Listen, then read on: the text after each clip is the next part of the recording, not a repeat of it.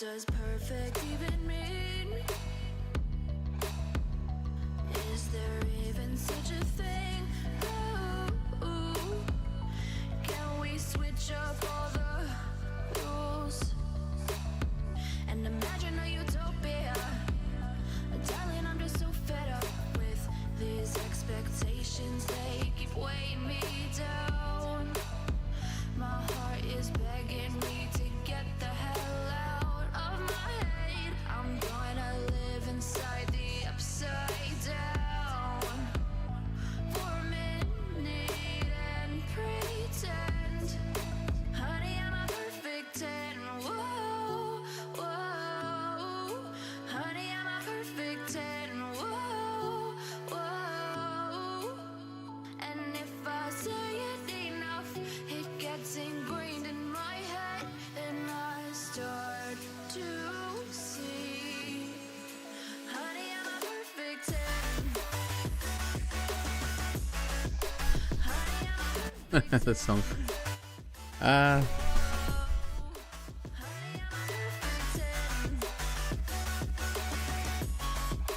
Honey, I'm a yeah. All right, guys. I've discussed it with myself and Thank you for tuning in. Thank you very, very much. For those who are watching right now, appreciate your support. Want to make sure that you can hear me well. Oh, yeah, actually, good. All right, I want to welcome everyone who is watching at this time. Thank you very much for being with me this Saturday, July 20th, 2024, to cover everything that has to do with the collectibles world. Well, not everything, of course, but everything that is cool, at least to me, that caught my attention. And I'm sure, and I want to share with you, because I'm sure that you'll also be excited. Oh, at least you'll be excited with at least of something today. Not everything, but something. And I try to cover collectibles. I try to be fair on this channel, because at the end of the day, there's a lot of companies producing something amazing stuff for everyone. We live in a very special time. I will tell you this, that is unbelievable that we live in a time where it's so possible to get a lot of these things that we did not get the opportunity when we were young. The franchises, the lore, everything that we get to see through collectibles. So it's amazing. It's a great experience. So I want to share that with you, and definitely that we have a good night tonight. I'm gonna cover, of course, right now a lot of people are excited because Evo is happening. So I'm sure a lot of people are watching the tournament, watching the different things. It's happening this weekend. It's always exciting. If I'm not mistaken, I've always excited for me. If I'm not mistaken, at least for for most of you, to fighting games. So you're a fighting game aficionado. I love it. For some reason, I did not get into much into it, although I saw that there's a few trailers. Some new games are coming out. Some really cool games like SVC, the SNK versus Capcom Chaos. So that is actually already available. So I'm telling you, after I'm done with this, I'm definitely going to Steam. I haven't decided if I want to buy it on Steam first or on PS4. I'll buy it on both of I'll buy it on both, even on the Switch, but I'll just at least get one. I'll try it at least first time, maybe on my computer here. We'll see. So there's some exciting news. I think trailers for upcoming games. So the upcoming Feral Fury. We'll see. The Mark of the Wolves, the newer one that is coming out. So I think it's another trailer. I haven't watched that one, so I gotta watch that. But tonight, definitely we're gonna cover that, and we're gonna look at a lot of the things that are happening. Let me go to my list here very quick. I kind of missed. I was in another section. All right. So tonight I want to talk about Neca. We're gonna cover some of the pre-orders of this week. Some exciting stuff there. Probably we'll cover a little bit of Marvel Legends. Some of the pre-orders are there. A little bit, not much. Definitely with Hasbro, we're gonna talk about Studio 86, the upcoming now on pre-order Optimus Prime. We're gonna look at that today. Super excited for that one. I was looking for that for a long time, so I'm really happy. Of course, the teasers of Hot Toys, the stuff that Hot Toys is announcing. We're gonna look at Hot Toys on the stuff that they have this week. We're also gonna talk about Dark Horse Direct. They have you're a fan of Borderlands, they have some new figures. We're gonna look at that stuff. We're gonna look at Kotobukiya. We're definitely gonna look at McFarlane toys. If you're into the statue stuff that went on pre-order this week, really exciting stuff there. We talked about them before, but now they're on pre-order. We're gonna look at them. We're gonna look at Tsume art. We're gonna look at Cartoon Kingdom. We're gonna look at Weta. If you're a Warhammer 40k fan, then definitely there's something really interesting for 168 collectors there. We're gonna look at Kitsune statue, PCS. We're gonna look at Pure Arts, Beast Kingdom, and definitely we're gonna cover Sideshow Con, all the news, everything that was announced this week. So I want to welcome everyone. If you're watching this from wherever you're at, please leave it in the notes. Let me know where you're watching from. Shout out to all my friends, everyone where it's on the East Coast to the West Coast. It's always nice to know where people are watching from, whether you're in Asia, Southeast Asia, in Europe, maybe in Africa, I don't know, Latin America, Brazil, all my friends over there in Argentina, my friends in Mexico, everyone. I want to welcome everyone to this. If you're in Australia, let me know too. I don't know. I know I used to have a few guys that used to post from Australia, so it's a totally different time zone. But hopefully nothing goes wrong with this presentation today, because there is a thunderstorm. We've been having some thunderstorms every night. Last night was really bad, but we'll see. Hopefully that doesn't fry the router. A lot of my neighbors had some issues with the routers. Hopefully it didn't happen to me, so I'm glad. But I wanted to welcome you. Thank you for being here with me. Don't forget, please, to leave a like. That helps this video and this channel. If you're here for the first time, you like what I'm talking about, you like the presentation, you like this channel, you know, I'm not as, you know, you don't hate me as much, for my opinion, then you can subscribe to the channel. Please follow. You can follow on social media, on Facebook, on Twitter, and Instagram. You can go there. Support me too. You can do it financially. Everything that you can help, you know, really helps me to keep building this channel. You can do it through the super chat. It's always welcome. Or you can do it through Patreon. It's up to you.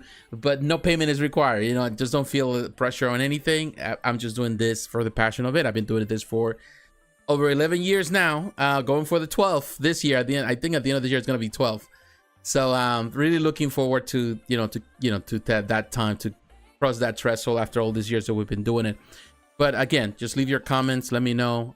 Subscribe. Like the video. I would appreciate it. All right, my friends. So we're gonna get into it. First, and for that, I'm gonna take you. We're gonna look at, I'm gonna take you actually to Big Bad Toy Store. Let's go to Big Bad. I will always like Big Bad. And the reason why we come to Big Bad is that so I can look at some of the stuff. I want to talk about first about the Neca stuff. Of course, Neca's been doing a lot of things recently. There's a couple of things. I would say that the great thing I see in a lot of companies, and you see a lot of companies here, is a lot of reissues. A lot of companies are reissuing stuff that was sold out. It seems that companies are getting more stock, and they're able to provide that stock, and you know, to the suppliers, to the different distributors, to different stores, digital stores. So that is great news. You can see it, for example, here. That is good news not only for us in America, because sometimes I notice that sometimes people on Facebook say, well, this already been, it's available at my store, at my Target, but it's not always the case. You know, like it's not always at every single Target. Like, for example, I'm looking at the Disney Gargoyles stuff. They have on pre-order now, not only at the Neca store, I think you can pre-order there, but you can also go to other distributors. In this case, I'm here at Big Bad Toy, and they have the Goliath and Demona, the Vows 2-pack. Those are available at my Best Buy, but I know some people don't have Best Buy, or some people, you know, internationally, they're unable to get this. So if you're able, you know, that's the great thing about Big Bad Toy Store. You can order this, or you pay for the international shipping, but you're able to get these pieces or these figures easily, and rather than just having to depend on Target, or in this case Best Buy, because this was a Best Buy exclusive for a time. So now it's available here. Again, this is available.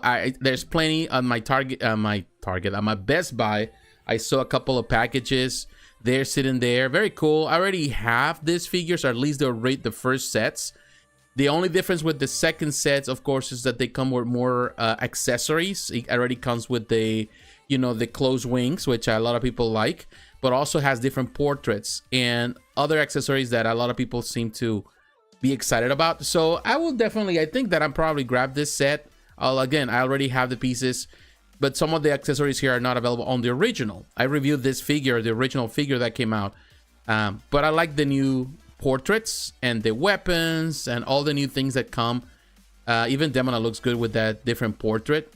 It has three different portraits. So very cool. So you can actually switch it around and do a couple of things there. So it's different. So again, this is available now for pre-order here. The price, I would say, is steeper than what I think I was available at my local Best Buy. I think it was around $60 for this set. Here's like 79, it's $80, so it has gone up. So, you know, that's something to consider. Some people might not like it, but keep in mind that sometimes these figures go for around that same price individually, between 35 to $40 or now. So it's just kind of there. Now, this is one that I think I saw at my Target only once and it disappeared. I didn't grab it, which shame on me. I still need to kind of keep building this collection. The Gargoyles Ultimate Detective Broadway Silver Falcon with closed wings. Now, that's what it is. It's $41.99 if you can find it. But to be honest, I only saw it once and haven't seen it since in any other Targets that I visited.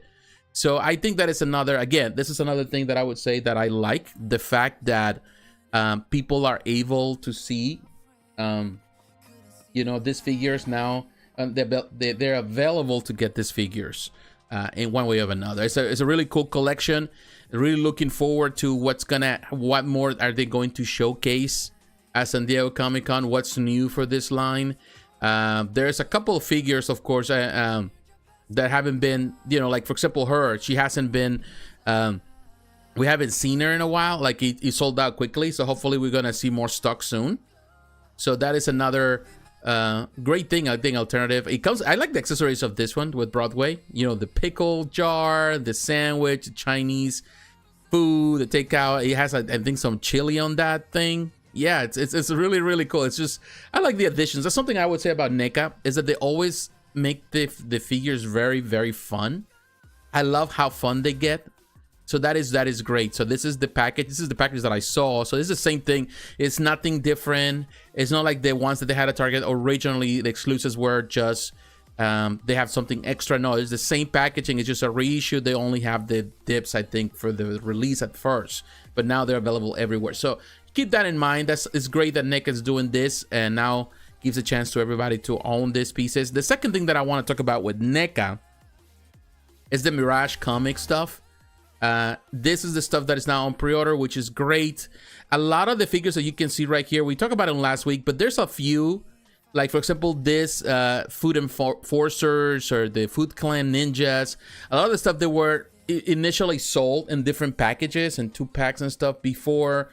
You know, I never saw any of this at my local Target, and all the surrounding Targets that I visited, I never saw one package like that. I think some of them perhaps were like some specials or some you know, exclusives for other places, but I never saw them.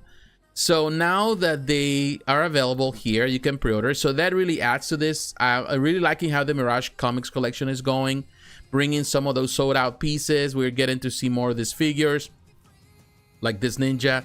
You know, this is more like, you know, if you want to build your army of figures, which is nothing wrong with that. You would have definitely to grab a bunch. And the great thing about this one is that it comes with so many different weapon accessories. So that gives you the room to really play with them and do different things. You can see, you know, like they did here. There's like 3 different. They're technically the same, but you can actually really do so many different things with these figures. Look at all the accessories. So many different accessories. So many weapons. So many hands. And the package I like. And in a very tiny package, they included so many different accessories. I think the price is fair, $41.99, particularly for all the accessories that come with it. Yeah, you're gonna have to get a few, but hey, that's how you build your army. Then you have this Food Enforcer. This is the larger ninja, which I always like this design here. Very nice figure. Some, you know, the cell shading that they always do, or the lines on the, you know, it's a little strong lines. But it's some of the appeal. They try to represent, of course, the comic book. Very good. I think this was a pack with the tiny little fella. But I think now it's by himself. And it doesn't look bad at all. Definitely, this is another one that it needs more than one. Apparently, you need 2. But look at that right next to the other. So, yeah, that's the thing that I'm talking about. Is just being able to have, you know, like build this army. This is a really nice figure. Hands, and it's a really nice size. Very nice. I'm so excited for the upcoming re-release of these figures. Like I mentioned last week, I'm going to keep my original box intact. I'm not gonna open it. It's been like I have so many boxes, so many figures that I need to actually start opening boxes. My wife is actually getting a little annoyed about it because she says you have so much stuff in storage, and we need to start kind of getting some of that storage back. And she's yeah, definitely she's right. But that's how it is. Sometimes I love my wife. She's right. I ain't gonna fight with her on that. She's right. She's okay with me collecting stuff as long as I'm not make our life more miserable. That's just the way it is.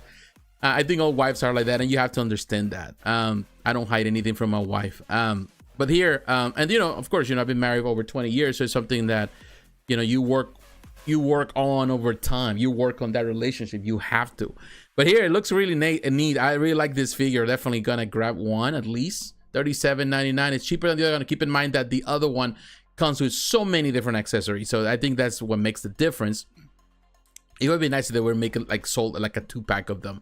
But in any case, now that we have this classic, the Elite Guard Ninja. This is another for $37.99 also. And this guy looks really neat. Nice detail as always from Neca. With the weapons and stuff. He does have a lot of weapons, which is really, really cool. Well, actually, 3 weapons. But you can come up with very nice ideas here. You can see the Elite Guard with the classic colors. I think what they had before was the other colors, or the other versions that we have were like more on the bluish or different other colors, more based on the black and white when there was no colors on the. So this is kind of like a variation in some way too from the ones that we released, but I like the colors. Now I will tell you, and I'm gonna skip this one because this is to me the highlight here, this Kirby figure. But we go into Baxter Stockman. He looks really great. Now, this is, of course, based on the comic. If you have read the comic, I think they did a fantastic job in the likeness. It's so like him. It's so close. And you definitely need the mousers to go with him to make some sort of display. Oh, it has a computer. So I'm not... does that... It's included in the package. We'll see in a moment. But they did such a fantastic job with this figure. It looks like I love the portrait.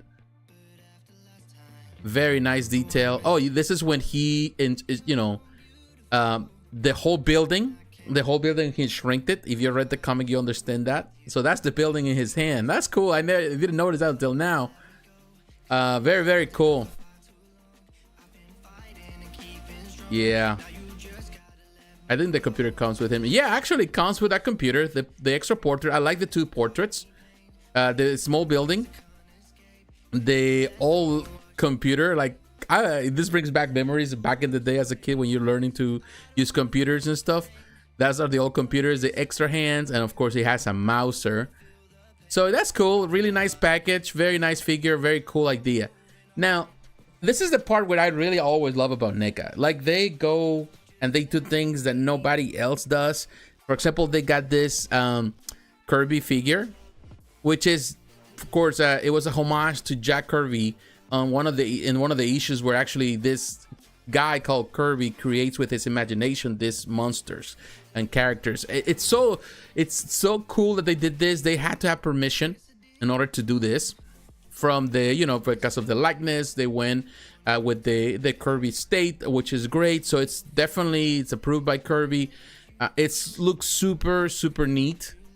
And they did such a fantastic job in bringing this. This is one that, in my opinion, you should have.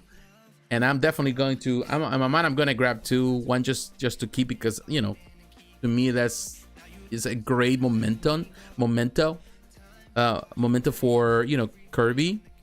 And it definitely needs to be preserved. Very cool. And I like the details and everything within this little diorama. I like to make it look good with his drawings and stuff. Very nice. He one of the turtles with Donatello. Very, very cool. And that's his pen where he does his drawing. And all the accessories that they came up with, it's just super cool. Look at that little thing. This is a nice figure, man. This is such a cool idea. And I love this. This is what I love about what Neca has been doing. And definitely, people can sometimes complain or say about Neca, but this is when I personally love what Neca does. I really do. I do enjoy that that Neca does this type of things. Look at that. Very cool. So definitely this, and the package is kind of cool. So yeah, definitely this is, in my opinion, a must for collectors. Definitely I'm grabbing too. Very nice that they did that. And you know, keep in mind, first of all, I gotta mention this. Some of these figures, even Stuckman, had been available at Targets. You know, for months, a couple months back, they were available. People were talking about it, but I never saw it on my local. And you know, every time, and I don't go to Target all the time. You know, I don't have that type of time. You know, I don't have the time to spare all the time to go to Target, but I try to go at least at least once a week, maybe. Sometimes, you know, I don't get that chance, but I try to go, and it's never, or sometimes more than that. And, you know, I haven't seen these figures ever. So this is the thing. I'm glad that there's options now for me to order online rather than just having to go there, which is gas that you pay. You know, although it's on the way back from work to the house, I got to stop by anyway, pass through there. So I stop by, but it's time is money. I don't have time for that. I work hard. I go to work. I want to come home. You know, I want to go eat dinner with my wife. You know, I want to be home. So it's like, you know, this is the things that it's more about. It's not convenient and it's out of my way from my job. It's not like I can go leave my job and go there.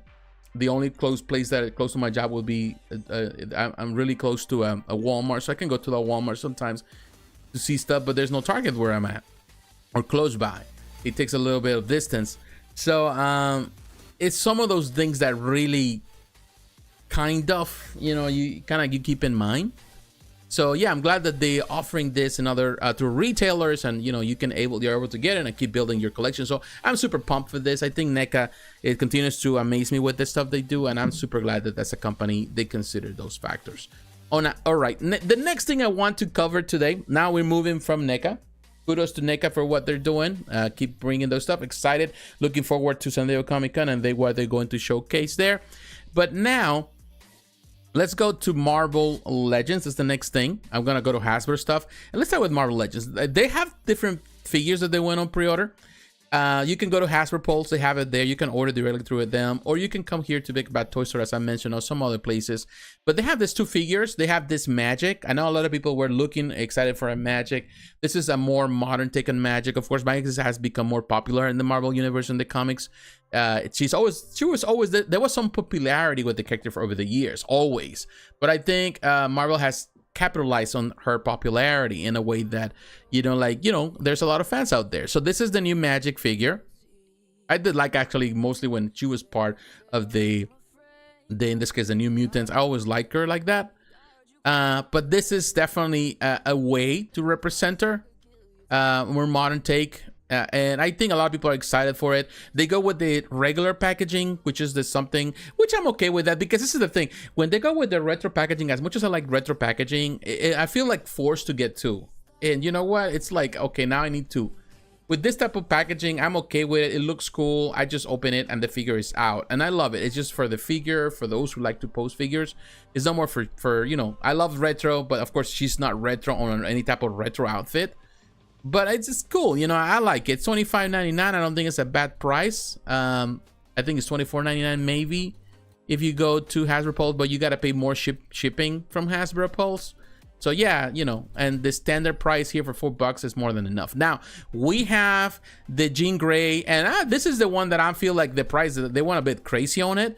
This Jean Grey and Phoenix Force deluxe action figure for $50. I think that they went crazy. Of course, we saw that recently at the most recent Marvel Legends presentation, and it looks cool. I like the detail, what they're doing with this one. Very nice detail with the Phoenix in the back, so you can actually have it on display like that. But I don't think it's worth $50. Yeah, it's a lot of, you know, the Phoenix is there, but it has no, it's a big chunk of plastic, you know, into two different parts. I think it's 3 different parts that you connect with each other, but it's chunks of plastic. It's not like there has any type of mobility. Now the portrait is nice, and the figure, I think there's some changes, but it seems for the most part a lot of elements are kind of reused, although I think that there has a new mold on it, or it might be reused. And I like the 2 portraits. I like that it has the more calm and the more crazy portrait. That I do like. And that you can do certain effects like you do with the power, and you recreate all that. But definitely you're paying $25 more than the standard just for this piece of plastic. And I feel like, okay, that is a little bit too much. I don't think it's gonna be like even heavy duty plastic. So this is the one that I would say, like, they went a bit crazy. They should have priced this, I would say, no more than $40. No more than $40. But hey, you want to have the actually there's two pieces. I thought it was three, but actually it's one, just the base where you can actually display her, and the Phoenix, and you can also attach. So yeah, we'll see what happens. I saw it. It looks cool. I know some people are gonna go for it for $50. I find that a bit too steep. You know, like, you know, sometimes you pay $50 for like 2 sets of figures and 1 extra figure that comes with extra articulation. Here, there's no articulation on that. It's just part of the display. So yeah, I'm not really necessarily a fan of that price. But the thing that really excited me this week, and I would recommend anyone to pay attention, is this. And you have to come here because it's already sold out at Hasbro Pulse. Let me see, can find it right there. You can see, go down in the list. If you're right there, if you're looking for the Kingpin, this piece I missed out several times, you know, when it went out. And I think they have reissued this before. I think they did it once. Well, they reissued it again. They're doing it again. And this time, you know, I did not miss. This time I went and I pre-ordered 2. You know, I got one that I'm going to display just in the retro packaging, and one that I'm just gonna take out and I'm just gonna have fun with it. I am super excited that they did it. It's coming sometime. It's gonna arrive. They say July here, but it's more like in August or something, according to Hasbro Pulse. But it's sold out so quickly. And I went. This is the funny thing. It went as soon as it was announced. I saw it. I said I'm gonna do it. But by the time I went to check it out, it was sold out. But I saw the Big Bad Toy Store. Oh, I'll try Big Bad Toy Store. So I came home. You know, it was a long day. Came home. A couple things I gotta do. So when I sit down to look at it, it was sold out there. So I look at Nerdsoik. I look at other different stores online. It was sold out everywhere.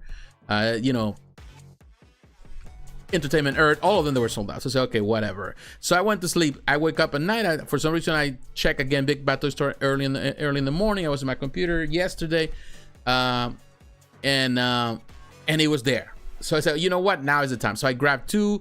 You know, like they allow you to get 2 at the. This is the thing I don't understand why at the Hasbro Pulse they allow you to buy 3. They should have just no more than 2. So I got 2. And that was it. And then after I checked a couple hours later, it was completely sold out. And it was sold out all day yesterday. And now I check again this morning, was sold out. And I just checked again just recently, a few hours, like an hour, 2 hours ago. And I saw that it's available, and it's still available. So it seems that they are going through, you know, like they seen how popular this character is, and they're bringing more stock. And they're getting more stock. So I would say don't miss an opportunity right now, as long as there's stock. I'm not sure if they're gonna be available at different stores, but I missed them the first time, so I have to grab it. So I did. Look at this one. Still a great figure. And I'm super stoked that they have this figure, that I'm gonna have that. Not only the package, they you know, 2, 1 just for that, because I love the display. I love how it looks on that display on that retro packaging. You know, and I do have a few figures there. Still, I have 2 of the sets of Spider-Man, but I do have a lot of figures that I don't. Although I love that series, and I love the art, the way they chose, you know, the way the presentation of the whole thing. That is, I'm super happy that actually is on sale again. So yeah, you know, because I was tempted at times to go and buy it on the aftermarket, but people were asking for over $100 just for one figure, used figure. You know, they were going for more, asking for more at some point. You know, with the, you know, it's still in the packaging. And I say, you know, that I need 2. You know, I want to open 1, but I want to keep 1. So, you know, I did it. You know, for what that I got 2 for less than what they're asking people in the aftermarket. So that's gonna drop the price. You're gonna see a lot of them too going into the aftermarket. But I already got mine, so I'm good. So yeah, that was the just a reminder. Just if you're watching this, check Big Bad Toy Store. It's already sold out at Hasbro Pulse, and Hasbro Pulse normally doesn't bring any more stock back, but it seems that they're giving them to the retailers. So we'll see what happens. So yeah, that's what I want to talk about them. Now, there's one more thing I want to cover from Hasbro, and in this case, it's not going to be Marvel related. And as you can see, there's a few things here in Marvel. You know, the Astonishing X-Men. There's a lot of figures that are coming back. There's a lot of different figures that they have. So I love what Hasbro does there. You know, there's great figures there. But what I want to cover today, and I'm taking you here, is the announcement of the Transformers, the movie, the Studio 86, Series 86, Commander Class, 31 Commander Class Optimus Prime action figure. $89.99. I know some people say that's too steep for that figure, but it's around the same price that it cost for Rodimus Prime, you know, some years ago. Maybe a little less, but not as much. So I'm okay with paying this. Ultra Magnus was around the same price too. And ultimately that sold out and I didn't get it, so I have to buy in the aftermarket. I pay a little extra for that, but I bought it and I'm happy with it. I think I like $100 or so, 105, which I'm fine. I bought it, you know, and I'm still happy. I'm glad, you know. So this is it, and it hasn't sold out yet. It's gonna release in November, so it seems like they're gonna have enough stock. It's sold out at Hasbro Pulse, but they have it here at Big Bad Toy Store, and it seems that they're gonna have enough.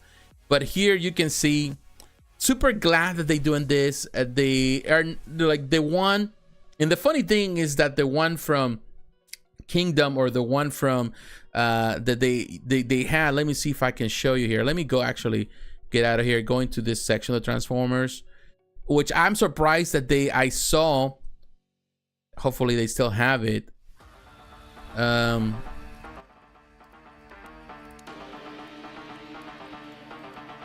Oh, yeah, this Hot Wheels stuff is good. I'm gonna show you in a moment. Maybe we'll talk about that in a moment too. So I'm looking at this stuff here. Maybe they have the other one.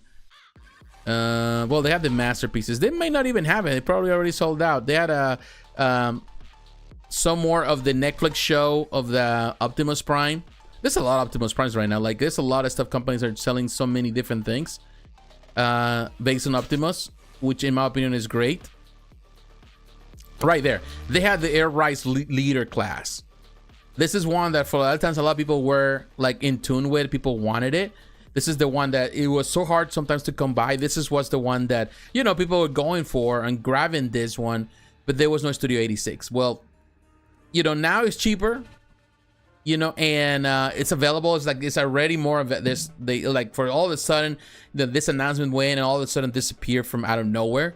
And it's not a bad figure. I'm not gonna, don't get me wrong. It's a really nice figure if you like the show and is more inspired on the show. And I'm super glad because technically this show really brought the Studio 86 in a way. So I'm glad. So it's a really nice figure. So if you're missed on that one, this is the time to grab it. I think for the great price of $55, it's fine. It's not a bad price at all. However, you know, and as a person who I'm more in tune with the stuff from, you know, Studio 86 because it's more in tune with the classic line. So in my book, this is the way to do it. Here you can see the Optimus Prime Commander class, and it's not the same. There's a couple of changes. There's some retooling done, but also there's a couple of changes to the mold to make it more in line, you know, with what the classic movie was. And I think they did a good job. I will tell you now, I'm not a fan of the way now some of this, they paint the colors, the blue on the windows. I've never been a fan. Some people seem to like it. I just don't like it. I'm doing, if they're going for the cartoon, might as well do it self-shaded, you know, do it like a self-shading thing. It's just, I just feel like they just simply painted in blue. I'm just not a fan. I prefer the, you know, when it was just the clear plastic. I prefer that many times to this. But, you know, you can still do something to change it. But, you know, some people, it's just the idea of trying to make it more appealing to the cartoon, looking more like the cartoon. I feel that it doesn't do it as well. Although some figures do have it, some don't. That's something that it gets on my nerves, that not everyone has it. Like Bumblebee, that just came out too. It doesn't have it. It's in black. So it's a couple of the things that I don't like. But I do like the accessories. I think it's a nice job. Some people were pointing that they might not like the torso. I'm okay with it. I don't see as much of a problem. I do feel that they did a nice job. This is a nice picture, of course, a reminder of the film, and it's such a nice figure. And definitely there's differences in the mold. I like the auto mode in comparison to the Air Rise version. I think this is a much better version. You can have the gun back there. I like this little thing that they did the effect, and this is then the transformation part. These accessories are super cool. Nice way to present Optimus. It comes definitely with the trailer in the bag, which looks amazing. I do like it. That has a trailer. Willy right there. I think it's Willy. And all the different things. Very, very cool with all the details and the different accessories. So this is a no-brainer for me. This is a must. And it does has his axe, which is great. Energon axe, really nice. And the weapon, I think it's perfect. I like the whole package. And I'm super glad that they did it. Because, you know, and I can go, the blue is fine on the windows. It's fine. It doesn't break me at all. I'm just super glad. Some people were pointed out that they would have loved to see more detail in the inside panels instead of just bare plastic. Maybe some color, maybe some stickers and stuff. Yeah, go more in line with the original toy. But in any case, I think it looks good. Super happy for this one. It's still available at Hasbro Pulse. It is available at Hasbro Pulse, I think I noticed. So yeah, you can go there. You can come here. It's just that they're gonna have a lot of numbers to sell in November. It's gonna be one of those sold out like holiday toys. So definitely that's one that I definitely recommend anyone to have. And one other thing that I'm going to point out here. Of course, I have this. I got the Brawn. It's a very cool figure. I love this figure. I have it still in the package, but I love the there. A lot of this I already have. I've already pre-order. I was trying to see if I could get. I think Bumblebee might be sold out here. I was looking at earlier. They had Bumblebee, and I found Bumblebee actually on my Target yesterday, and there were plenty of them. They're sitting there. So I will tell you, I'm talking about, this is the missing link. This is more on the classic stuff. It may not be here. Oh no, I know it's not here. I'm sorry. It's actually available at Hasbro Pulse.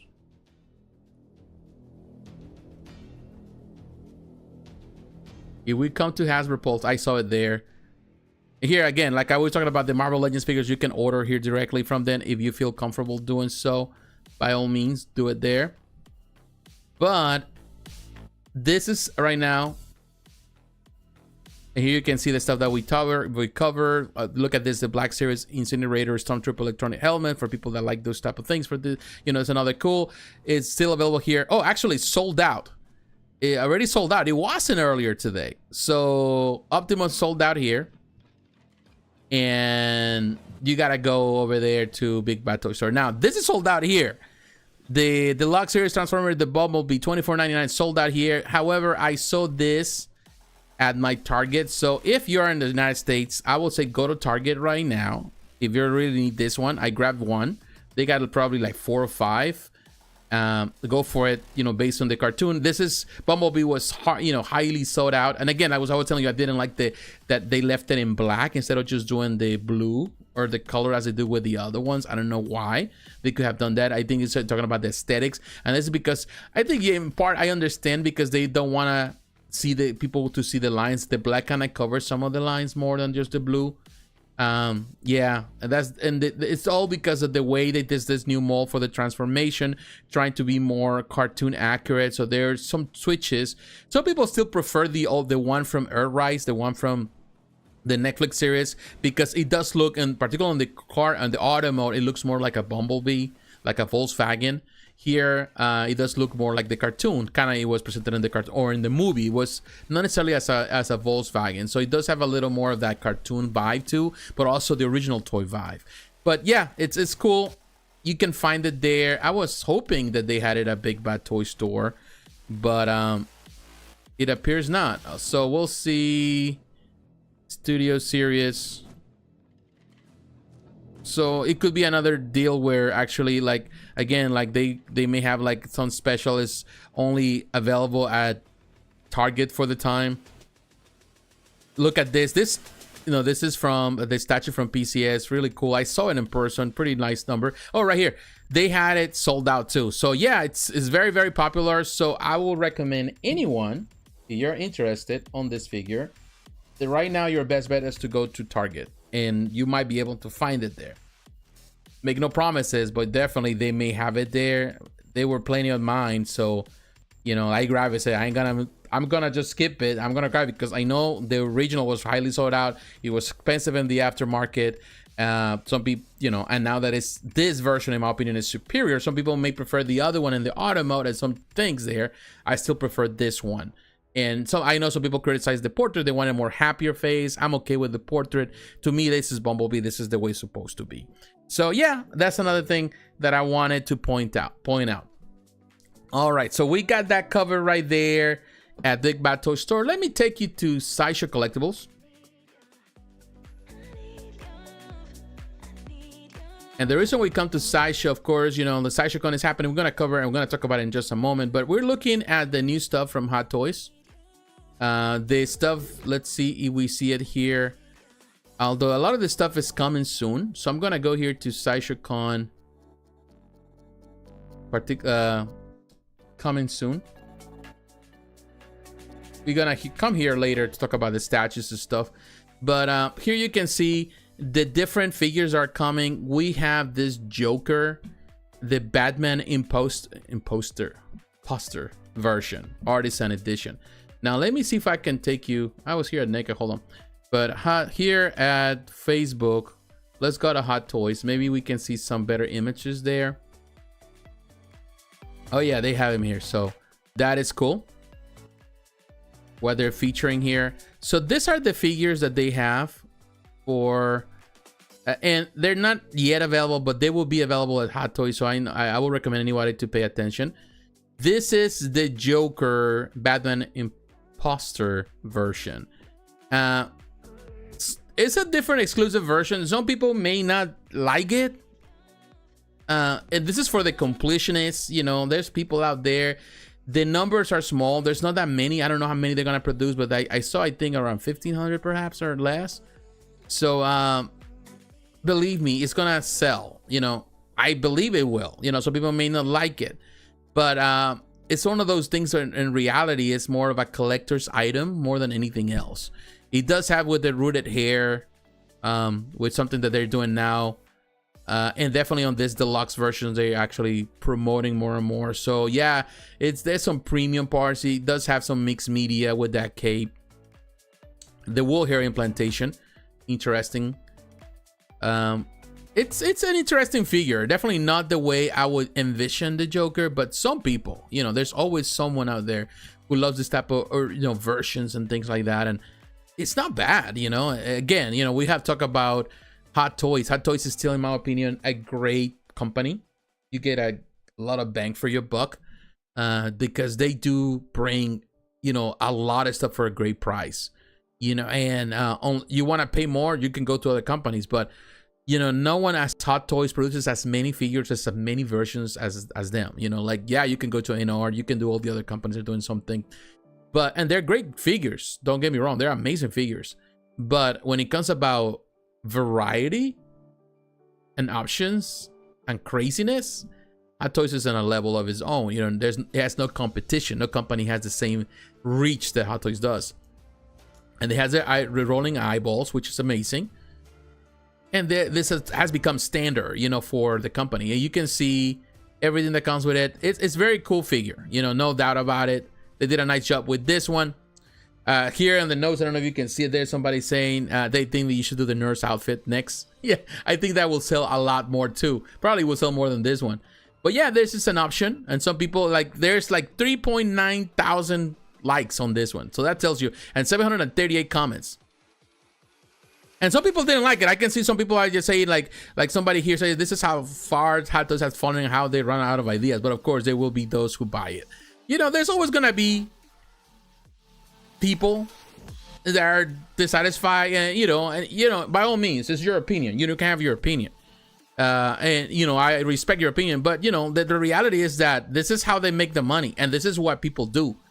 And you know, like, it's always gonna be those that get upset about how they make their money. But the reality is, the Hot Toys have always done this type of variations of everything. They have done it with with the Iron Man. They did it when at the peak of the MCU with Iron Man. They did so many variations of Iron Man, and they still do. You know, not as much as they did, but you know, they build an army of so many different suits and variants and colors and things. So it's kind of cool. You know, it's an original idea, and some people are going to love that idea. And by all means, you know, they want to do it. Why not? You know, let them be. You know, it's their money. They want to, like, people want to pay for this. Oh, actually, it's going to be 3,000 units. That's a lot of units. But it seems that, you know, we'll see what happens. We'll see people buy it. I'm sure people are going to love it. Hot Toys know what they're doing. They've been doing, they're not newbies. They're not, you know, this is not their first rodeo. They know what they're doing and how they're going to milk those franchises. They have those licenses. So yeah, that would be one that I want to cover. Now, the next thing, and I'm going here, just going by the others they have also. Let's see if we can see others that were announced. Oh, okay. So here we have, they announced, for example, this other. Now, let me see the list here. This Clone Commando Scourge, just another one that I want to point out. That is another variant thing. Let's see, we have it here. And of course, we're going to cover the stuff here. I'm not sure if we'll see it.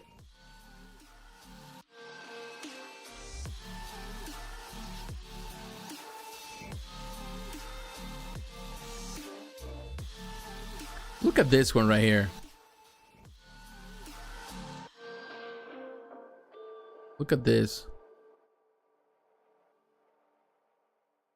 The statue of Wolverine. We're going to look at it in a moment. But here, let's see if we can find it here. We may not. Oh, right there. This is the next thing that they have. This is the post. I decided to officially present the 1/6 scale Clone Commander Scourge collectible figure as seen in the Star Wars The Bad Batch animated series. This is a Hot Toys exclusive, limited to 3,000 units. What? What? That's a lot. But in any case, it sells. It comes with LEDs and LED, you know, all of that. You know, the LED in this helmet looks really neat. I will tell you that. And definitely, this is for the Clone, the Bad Batch fans out there. And I think it looks really, really neat. Very nice detail, of course. It has the LED light up function. It has the weapons. It has the accessories, the backpack, extra hands. That doesn't look bad at all. It's not available for sale at Sideshow yet, but it will be. So it's coming very soon. It looks really neat. And there's not really that many pictures yet, but that really shows you what they're doing here and what's coming soon. That looks really neat in my opinion. Very, very nice detail there. Now let's go to the next thing, and we're gonna go to another one here, so bear with me. The next one that also is announced right there, this is the Darth Maul, Darth Sidious. Let's see if we can see this. We're gonna look at the post here first. This is they're gonna have 1,500 units for this one. A deadly agile Sith Lord trained by the evil Darth Sidious. Darth Maul was a formidable warrior and a scheming mastermind. He longed for revenge against the Jedi and was finally unleashed by his master in an assassination attempt on Queen Amidala on the outskirts of Tatooine. Hot Toys is pleased to present this piece. It has LED illumination light to celebrate the 25th anniversary of Star Wars: The Phantom Menace with this Darth Maul hologram collectible. Here you can see this is actually also, it's USB power, which is great. No batteries needed. Great. And this is a very interesting hologram. It's a collectible, so I don't think this one doesn't have articulation, which is more of a statue, if you call it that. But not everyone is gonna love it. But I'm sure there's a lot of fans, you know, are gonna really like this one. I look at the detail. It's a really nice, a very interesting, different concept. This is something that normally we don't get to see, you know, Hot Toys trying. But hey, from time to time they also do some things like this, like more of a statue. Definitely, that's more of the display. If you want to just have it on display, there's no need to really articulate this figure because this is what they want to represent with this hologram. And it's a 1/6 scale. It looks really neat. How much are they going to charge for it? I don't know, but I know some people are going to just have it. Even as a standalone piece, it's kind of cool to have.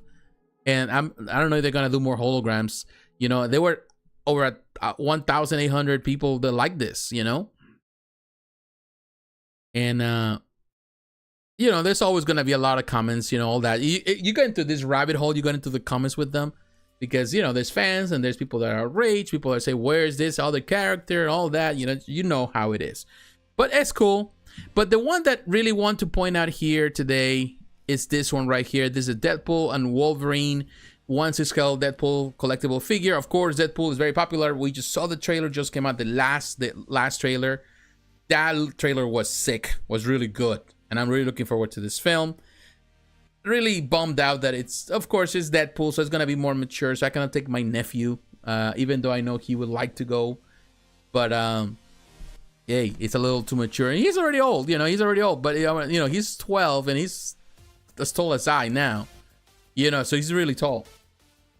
So it just, but I still, you know, he still is a child, so I don't want to just take him to a place where there's going to be a lot of foul language. We try to limit that kind of stuff, you know. So you're a parent, you understand.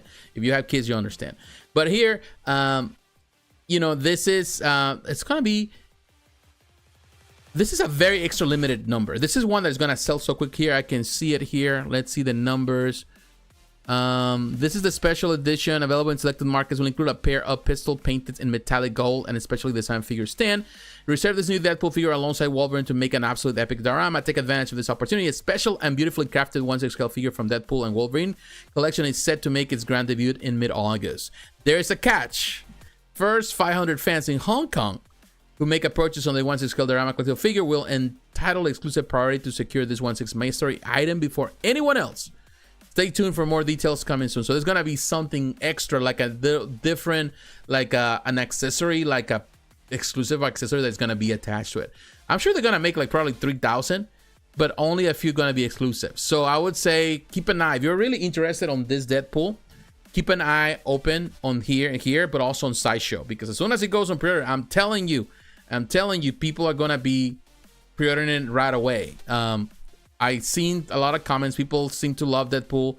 So yeah, as soon as it goes there, that you better just be quick and pre-order that. But here, let's look at the figure. You know, very cool figure. I'll tell you, looks great. Still nice figure. Very nicely done. Nice picture. You know, all the accessories, of course, based on the, you know, they might have some switch out things, but that one, like the original that came out from the original movie and all, and the second movie, those are sold out. You know, it's hard to get them unless you want to pay top dollar from the, you know, secondary market from Asia.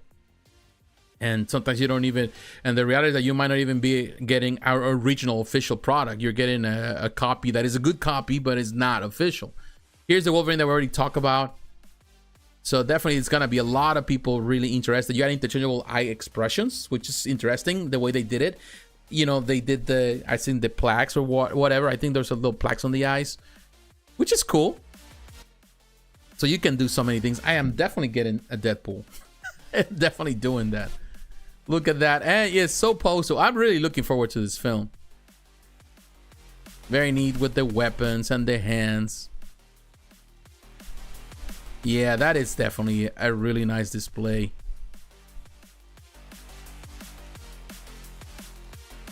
Very cool. More of Deadpool to be revealed. So there's something else that is coming. So stay tuned for that. Gonna be some accessories that are gonna be exclusive to their first orders. And I'm sure they're gonna have, oh, here's the special edition exclusive. You got the special base and also those metallic gold pistols, golden pistols, but they're gonna be an extra exclusive thing. Keep in mind. So yeah, it's gonna be 3 different variations. But yeah, this is a very nice figure. Super glad that they're doing it. And some people say here, like, no bad but underwhelming. I don't know why they're talking about what is underwhelming about it. I think it's a great figure as it is. Some people may not like it. Some people definitely don't like it. Oh yeah, another thing, maybe I think that I saw some people commenting about the butt. Some of the pictures on the butt, that there was not enough butt. You know, there's always gonna be someone complains about little things and pays attention to some other things. But in my opinion, in my book, it looks great. And I don't see nothing wrong. There's 4,000, almost 5,000 likes here. That tells you how popular. 220 comments.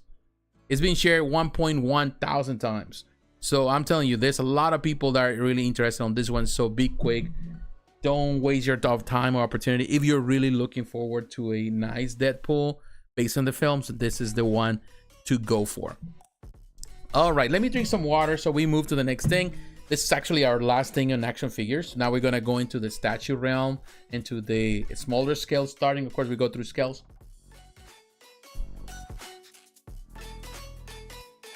But I want to say to you, all of you, thank you very much for being here with me.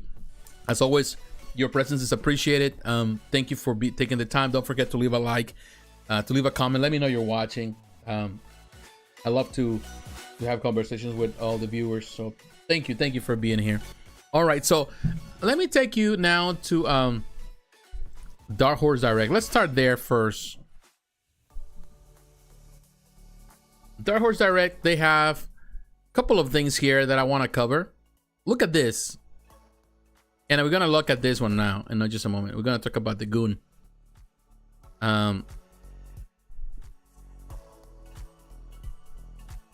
Trying to see if we see it here.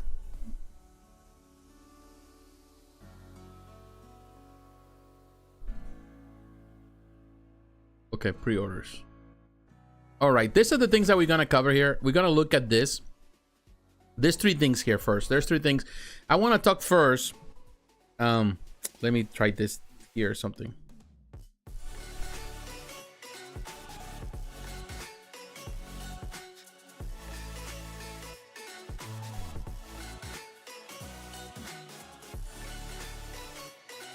All right, so first of all, I want to cover this PVC statues that you see right here. These are also available in Sideshow, available in other places, but they have this from Borderlands. If you're a Borderlands fan, they have Borderlands 3, Lilith, the Firehawk. Of course, the movie is coming very soon.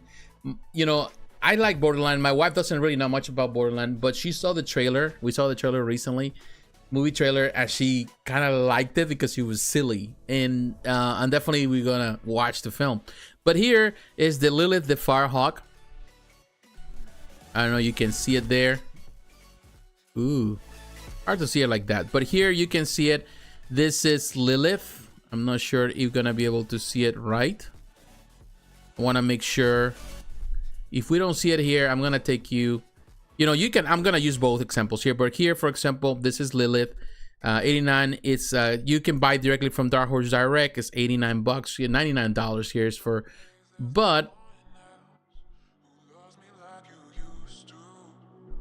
right here, I'm gonna use Sideshow as an example for the pictures. Here you can see it. They have it $100, so there's 1 penny difference. You can do it here too. But this is gonna release sometime between February and April, so it's gonna be some time to wait. But here you can see the statue. This is definitely your love Borderlands.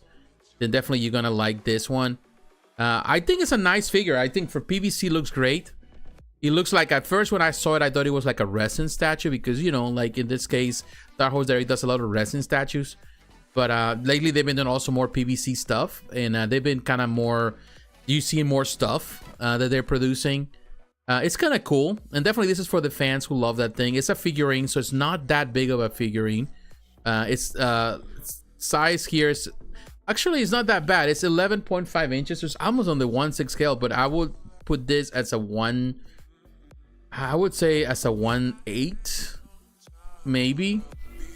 Maybe it's even a 1/10, but it's somewhere in between. Maybe a little above the 1/10 scale. 1/8, 1/9. Yeah, it's more of a 1/8, if I'm not mistaken. But it's a nice figurine, so you can go for that one. The next one also available here at Dark Horse that we saw is this Tina Wonderlands. Tina the Bunker Master PVC statue, which is actually nice for those who love this character. Also $99.99. And here, as I mentioned, is also available at Sideshow, $100. Again, 1 penny more. But very cool. I love the detail that they did now with the little trees on the base. It has that, you know, anything that has to do with that forced perspective. I'm not necessarily always a fan, and I have said it I say it all the time, but sometimes it's kind of cool and neat. And I definitely like how they did it here. And in a way, it's, you know, kind of plays the part with the tiny little trees and stuff. It's kind of cool. It's not tiny anymore. I think it's maybe something to do with the game, perhaps, that she becomes gigantic. Who knows? Actually, no, because that's like a soda can right there. Or maybe it's part of the game. You know, I haven't really played this game. I know the character. I think this is probably based on the newer game.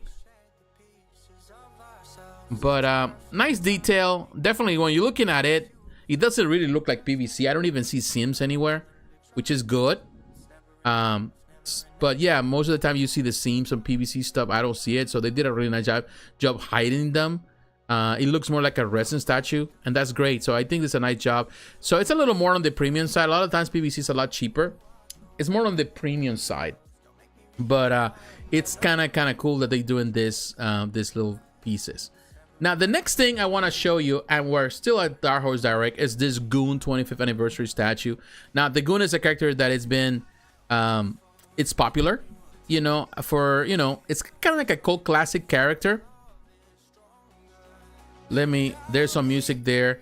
Gonna turn it down a little bit, but look at this. I don't know if you can see it well. Right here, I'm open this.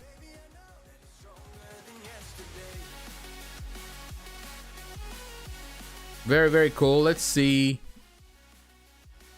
$219 for the Goon.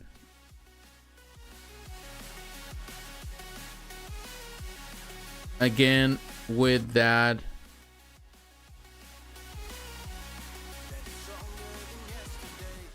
Look at that. That's like a 360 of this. That looks neat. That is a really nice statue. They did a really nice job. I think it's a really nice price. We have the Goon. There was another Goon. I think the last time I seen a statue from the Goon, that was from it's been a while. It's been a couple years. It's been from Bowen Designs did the Goon statue, and that is hard to come by. You know, it's just, you know, I think, if I'm not mistaken, I haven't seen one in that while. And there was also like a bronze version or something of the Goon. There are a couple of things that he did, but the reality is that seeing this again and seeing the, you know, like this, they did a really nice job with this one. They sculpted a very nice, you know, the detail. And this is something that I would say about Dark Horse Direct, that when they do statues, they do some really neat statues of their franchises. They cover, and this, you know, looks really, really neat. Of course, it's a more grotesque. You know, if you haven't read the comic, I recommend it. It's a little more on the grotesque side. If you like zombie stuff and a more rugged character, definitely the Goon is the guy. That's the reason he's the Goon. But yeah, this is kind of cool. Very nice. Let me see if we can actually get out of here. So just looking at the statue, let me show you.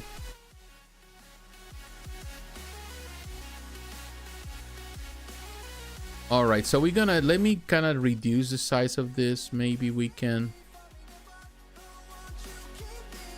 It's kind of hard to do it like that.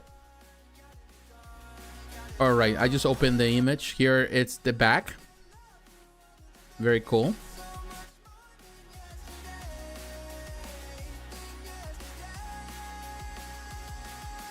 Another angle. Very nice job. Very nice detail on this statue.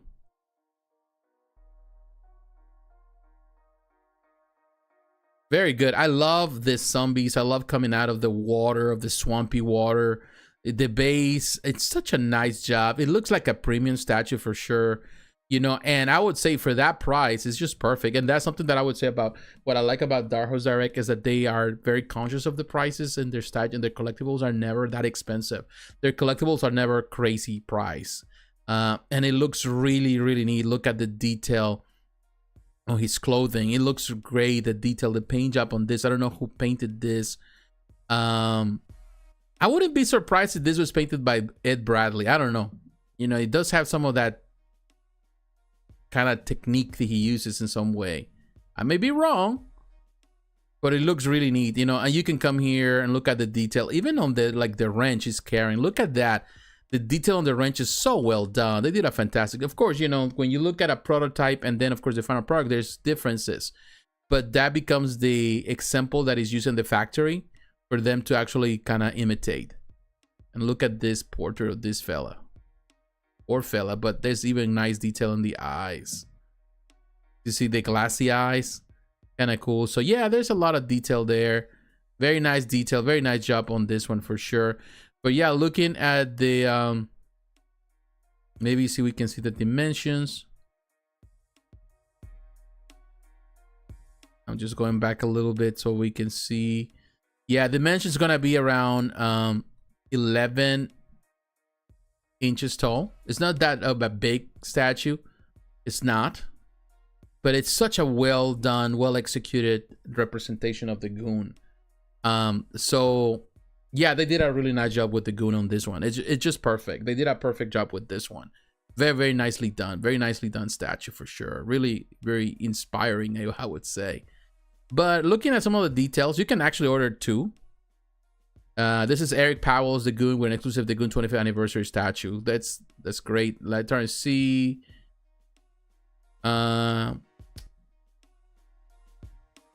You also get, including a convention exclusive The Goon and Animal pin, you're gonna get if you order here. A digital code for The Goon Volume 1, a ragged return to Lonely Streets from Dark Horse Digital, and a hand number certificate of authenticity signed by Eric Powell himself. Oh, that is even great. So, very cool. I'm trying to see who is actually the artist. Okay, the sculpting is Chris Dahlberg. Prototype and paint is JW Productions. Okay. So, it's not Ed Bradley. And here are the dimensions. So that is really, really neat. It's a really nice thing. I'm telling you, you're a fan of the Goon. If you like Dark Horse stuff, you know, you like this very unique pieces, why not? This is a great piece for a great price. So, you know, kudos to them for doing this. I'm not sure when this is going to release, but I'm guessing it will have a little bit of time to wait. It's going to release between March and May of next year. So yeah, it's plenty of time to wait. But yeah, it's kind of cool. Kudos to Dark Horse for doing another. But doing a really amazing piece of art. All right, my friends. Let me go to the next thing. And for that, we're heading back to Sideshow Collectibles. And the reason why we come to Sideshow Collectibles is because we're going to move to the next company. And in this case, we're going to cover Kotobukiya. Now, Kotobukiya, always doing crazy stuff, doing some good stuff. If you are Nier Automata fan, then there's a new Nier Automata statue or set of statues, and this is on the Artifacts J, which is a 1/8 collection. And we talked about a couple of things last week. We talked about this other 2. You know, we talked about this, which in my opinion are great. I love what they did. The price is a lot higher, but this is from Proof, this company. I really love what Proof is doing. This company, I think we need to pay attention to what they're doing. They did a fantastic job with those 2, with number 9 and number 2. Well, now Kotobukiya is also getting into this with these statues, and these are made out of also, if I'm not mistaken, out of ABS and PVC. Now, I will tell you, this has surprised me that they went for this, because normally, of course, the prices of Kotobukiya are cheaper. I'm not sure if it's because the Nier Automata line, it's more expensive. But the Proof company, their statues were more expensive. You know, like $200 some for PVC. I was, okay, whatever. I'm okay. I can bite.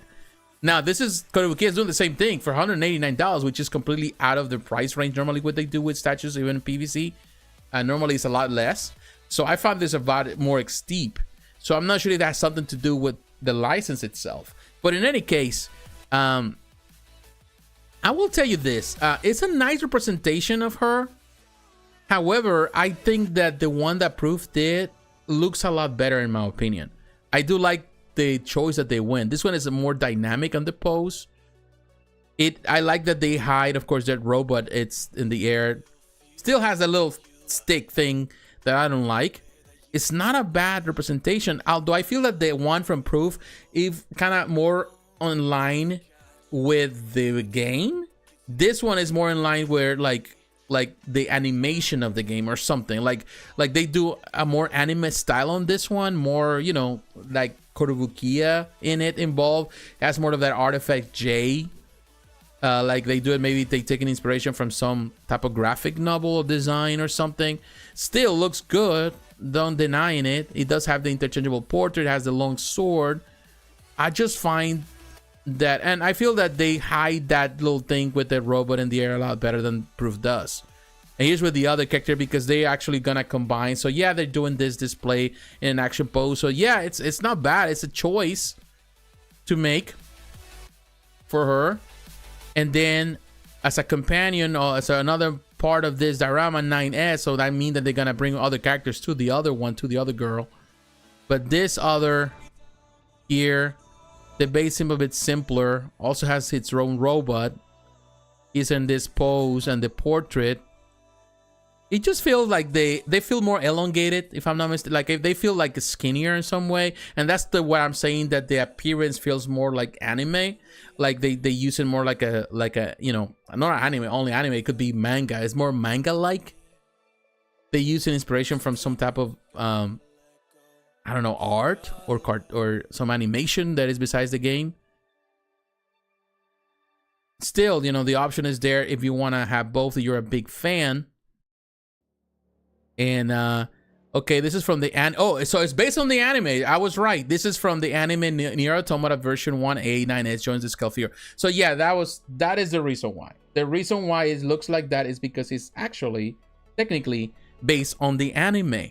So that makes sense. You know, it looks more anime looking. It's not bad though. You know, if you like the anime, then go for it. But if I gotta choose, if I only can choose a set, I go for this based on the game. I think because this other is based on the game. Oh, actually no, this one is also based on the anime series.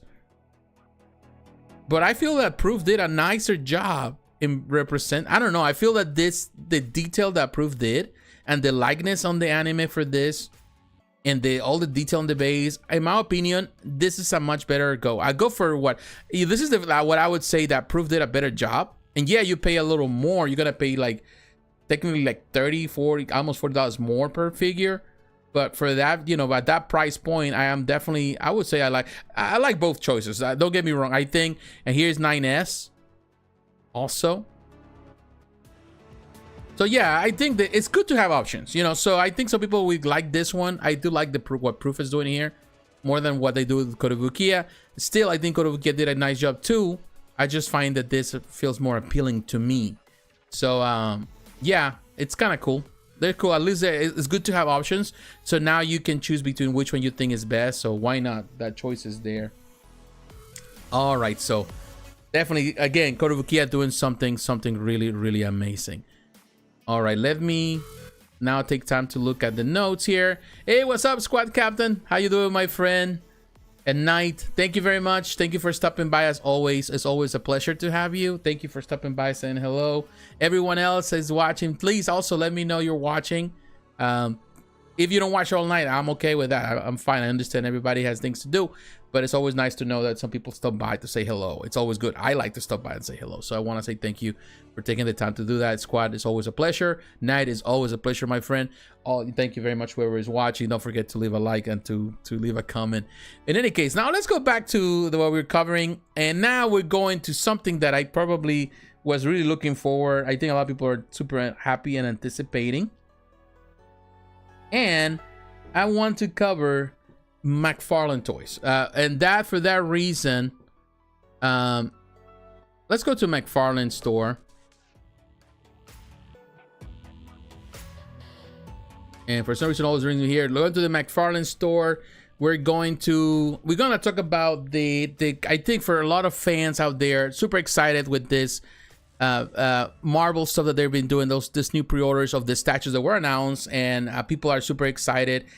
I am super excited for this one. You know, I'm still have some debates in some of this. The 1/6, I pre-ordered I came here and I pre-ordered this set, the Spider-Man and Captain America, the 1/6 stuff, Captain America and Spider-Man. I have to pre-order that set. Really haven't decided on the 110. But let's look at the 110. So here you can come to the McFarlane store. You can also go to Big Bad Toy Store. The price is $30. I think it's a great price. It's the same price that you pay now for figures anyway. So you're getting technically a figure that is a statue, but it looks nice. So looking at this, you can buy them separately or you can buy them as a set. So in order to save some time, we're gonna look at the sets. Now if you order here, you get a little discount if you buy it as a set, like 101.96. It's just a little discount that actually you're going to spend on the shipping. So technically the shipping adds up to it. So might as well just go for it. Or you can buy the whole bundle, all of them together. Now, when you look at this, and we're looking at each one of them, let me see if we can get there. I don't think we can expand in a way, but let's see if we can go to, let's go to Facebook, McFarlane Toys.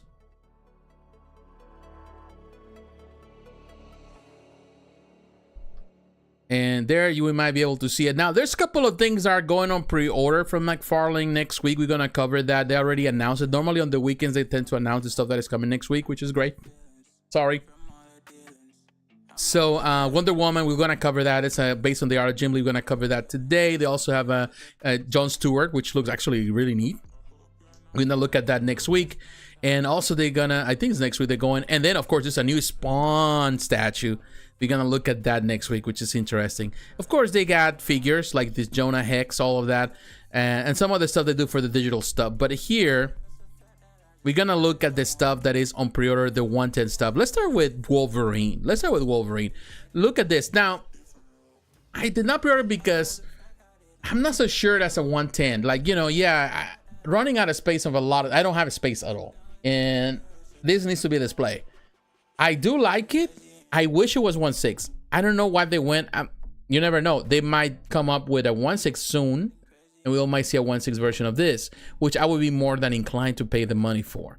If this all were 1.6, I would have ordered all of them, because the price for this $30 for this 110, only $50 for the 1.6, which I think is a steal. When you look at how they're charging, it's PVC. I wouldn't say that this is gonna be the best PVC in the world. It's not gonna be Kotobukiya style of Kotobukiya, you know, quality type. But, you know, I've seen some of they do PVC stuff. Some of the stuff is okay with McFarlane. But the most recent Batman on PVC, that was a version of the McFarlane Batman that was also based, technically the same skull that was used for the one that was owned by DC Direct, that was made in resin. That looks amazing, even though you can see some of the lines there. Some of the lines were not hidden so properly, but still look good. So in this case, I feel that, you know, it's a possibility here, but if it in a small scale, you know, I wasn't a fan of the plastic. Of course, it looks like I wish in this case, the claws were more thin. You know, they look more like metallic instead of just like the plastic looking. They look plasticky.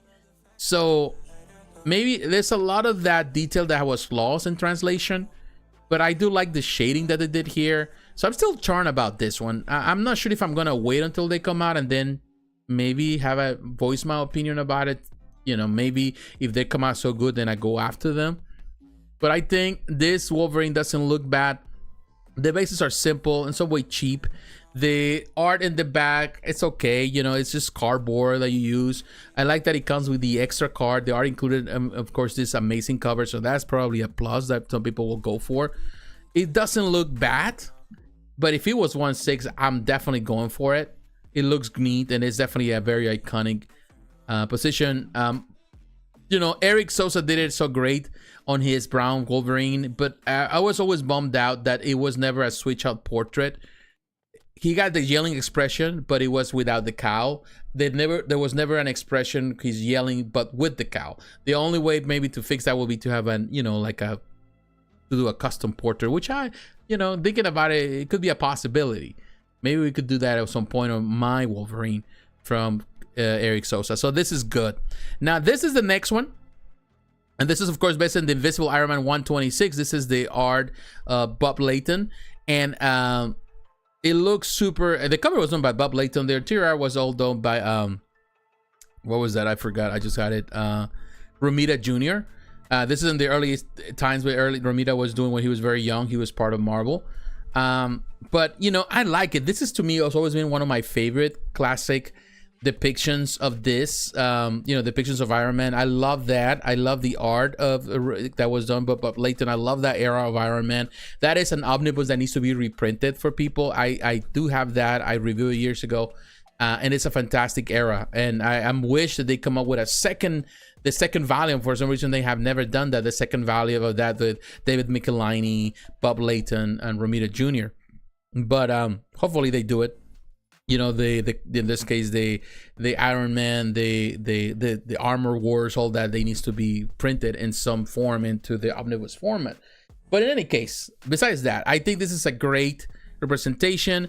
Again, if it was 1.6, I will be all over it. I do have the Kotobukiya, most recent Iron Man, that in my opinion looks amazing. This perhaps, I feel that the paint job, it looks in so many lines that they were done, might not look as good as Wolverine. I think if the detail was on 1.6, probably would look a lot better. But still, you know, I have that Kotobukiya that I need to review too. I need to review because it looks amazing, the most recent Kotobukiya. But again, I also Bowen Designs did, based on this particular cover, they did an original one many years ago, which looks amazing. Now, this is a nice angle here.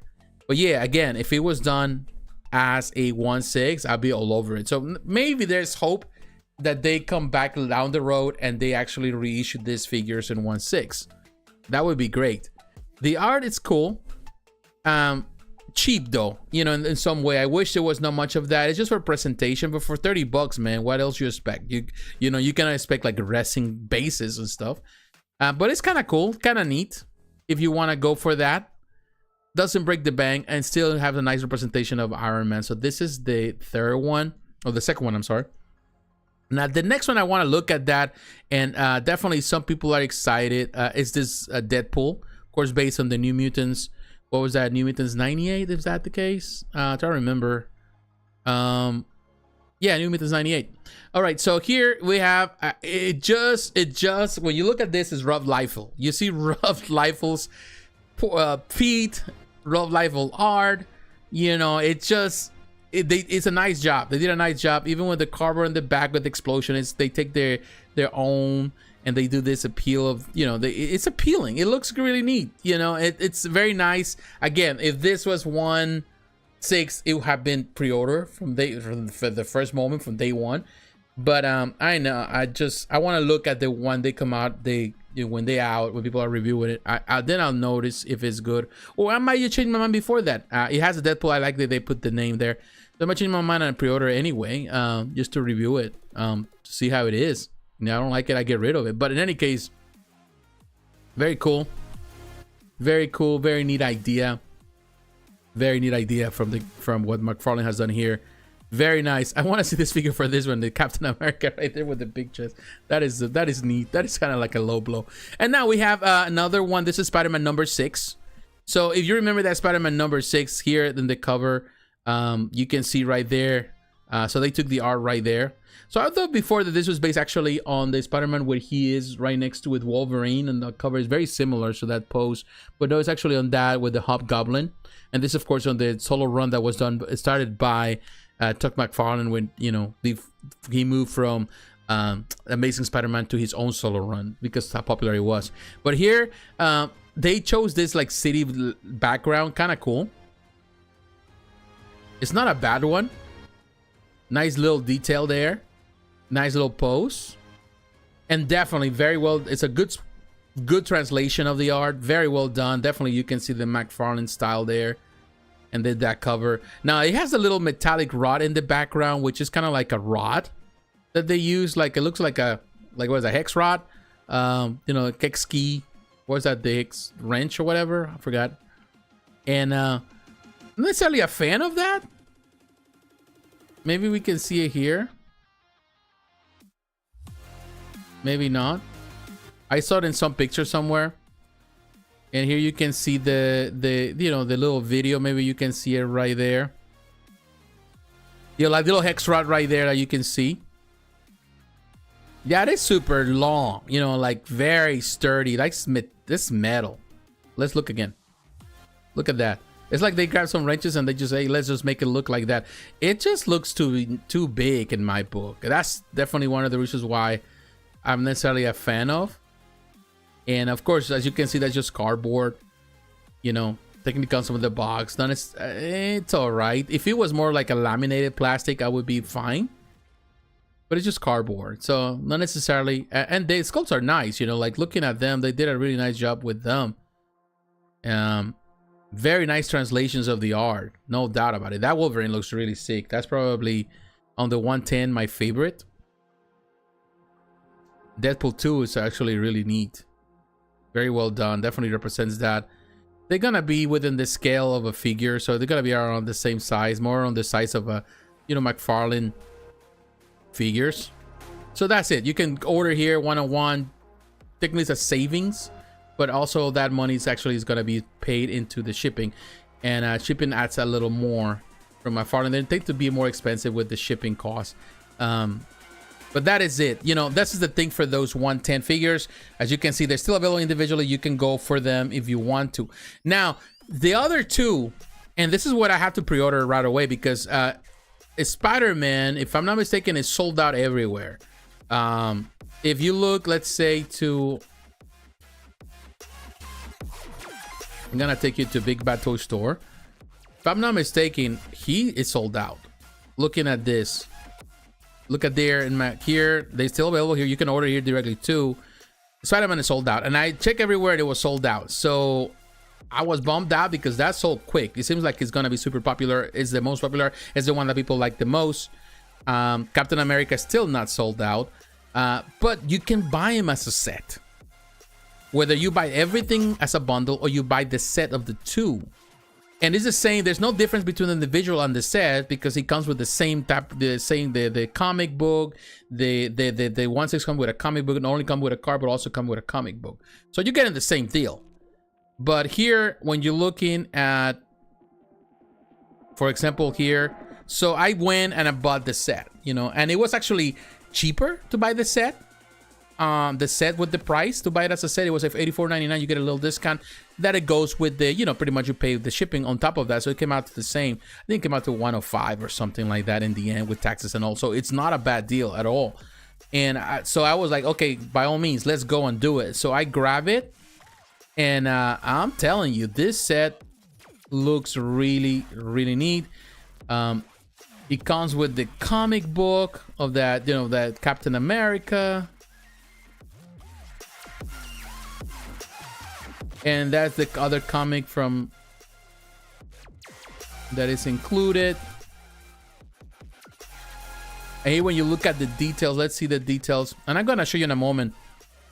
Also, we're gonna go to look at the better pictures, but it includes, of course, inspired by the Amazing Spider-Man, Spider-Man issue 302 and 323. 1/6 scale pose figure with environmental base and backdrop scene. Includes the Amazing Spider-Man 302 and 323 comic books and a collectible art card with character artwork on the front and comics synopsis. I'm sorry. So yeah, you get the same thing as you get individually. It's the only difference that you buy in the set, which is great. So now looking at this, going to Facebook so we can look at the pictures there. Let's see, we have him here. Okay. There's Captain America right here. It has the same cardboard style thing. It looks fine for the display. Not a fan. It does have like the base is kind of, it has the classic Captain America symbol. This is an addition. This is not the feet and all that was not in the comic cover, but they added it, you know, just to kind of give that detail. You know, I will tell you that I've never been necessarily a fan of Captain America drawn by.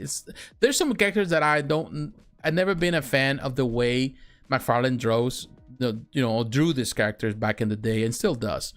But the fact that this is based on his art and it's a very unique, different take, to me that is appealing. And it's gonna look nice right next to, of course, displaying them in some way next to Spider-Man.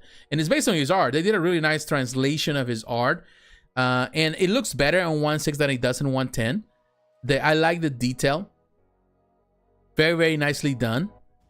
The cell shading, definitely this is for the comic book fan. You know, some people are gonna say, well, this Captain America is better because it looks more realistic. You know, if you're not a comic book fan, a lot of people love Captain America, but a lot of people are not comic book fans. A lot of those fans of Captain America, they love the character in general. They love what he stands for. They love the persona, technically the cultural persona, the popular, the pop culture phenomenon who is Captain America, but they don't necessarily are fans of the comic book. So this is necessarily for the comic book fan, at least, and the ones that love this era, you know, all these eras of Captain America. I think it's very neat. And for the price, I think it's a steal. Yes, the base is not like super intricate or detailed. It's just that little plastic hunk thing there, which is technically the some type of the remainder or whatever is left of a destroyed tank and of all this World War II type of scene in the back of destruction. It still looks amazing, and I think it's fair. Even you buy it individually by itself, is great. Nice detail. It has more detail, more texture, more things as a 1/6, so it looks fantastic in my book. Great price, fair price. You know, great price. You know, it's fair for the price. And then this is the one, again, it's sold out. you have to buy this set. Unfortunately, that's how you do it now. But they did a really nice job. It just the cover that was used to inspire this. And I'm telling you, this is gonna be, there's going to be a black version of this. They're going to do a black version. There's no doubt in my mind that we're gonna see a black version of this Spider-Man. But it looks great. The only thing that I can compare it to will be the only other statue in my mind that was always great. It was the Kotobukiya. Yeah, that resembled the art of McFarlane. There's been many alternatives over the years, but no one has really nailed, you know, Spider-Man based on Kotobukiya. The Spider-Man, you know, based on the art of McFarlane as Kotobukiya. Kotobukiya, in my book, was the one that nailed it better than anybody else. Now, this other one right here is a great piece. This Artifacts piece, I'm telling you, that is also a great piece. It's sold out. This is great. But always when I look at this, I always saw more, some inspiration perhaps based on, you know, and other artists. It's a really nice depiction also, Spider-Man. I do recommend. But right here. Look at this and I'm taking you this, and I reviewed this many years ago. I sold it many years ago for a lot of money too. And I can see that still the price is up there too. Look at this one. People asking for $1,700 for this one. Still a great depiction of Spider-Man. This is a great depiction that, you know, I love it. Sometimes I feel like I missed it. That because no one has really come with something as close to represent McFarlane in a statue form, at least on resin form, in a 1/6 scale or any other scale, that is as good, as close as that one. This is a great piece. It was a great piece. Very well done. I will tell you that at the beginning I wasn't there, but when I had it in person, then I really appreciated even the little imperfections on the paint job. But in comparison to other pieces that Kotobukiya was doing at the time, this wasn't bad. So this is a piece that is hard to come by nowadays for obvious reasons. It's a great piece.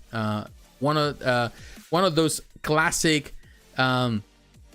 pieces done by, you know, by Eric Sosa. He did a really nice job with this one for sure, and there's no doubt in my mind. I'm trying to get it like this Spider-Man Unleashed Spec Fiction here, for example. Look at Spec Fiction. Kind of give you an idea when Spec Fiction had it. Yeah, they don't have it for sale no more. But yeah, that's when early stages of Spec Fiction. But yeah, that's pretty much it.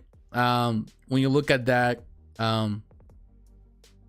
so this one, again, this one is also great. I love the art here, more modern, but also based on many of the great artists of the time. But I would say the closest to McFarlane was always that one. Well, I feel that this one, even being cheaper, as cheap as it looks, this one nails perfectly the translation of the art. It's good, and in this particular cover, and this is the same cover that is used on the Omnibus too. And again, that's what I'm saying, that there's going to be a black version. I have two versions of the Omnibus, the direct market, which is the black one, and the regular, which is this one. And it's the same. It's just translated so well. And I love how they did the spaghetti webbing. They did it translucent, and it looks really, really neat. This is definitely the reason why I had to pair this more than anything else.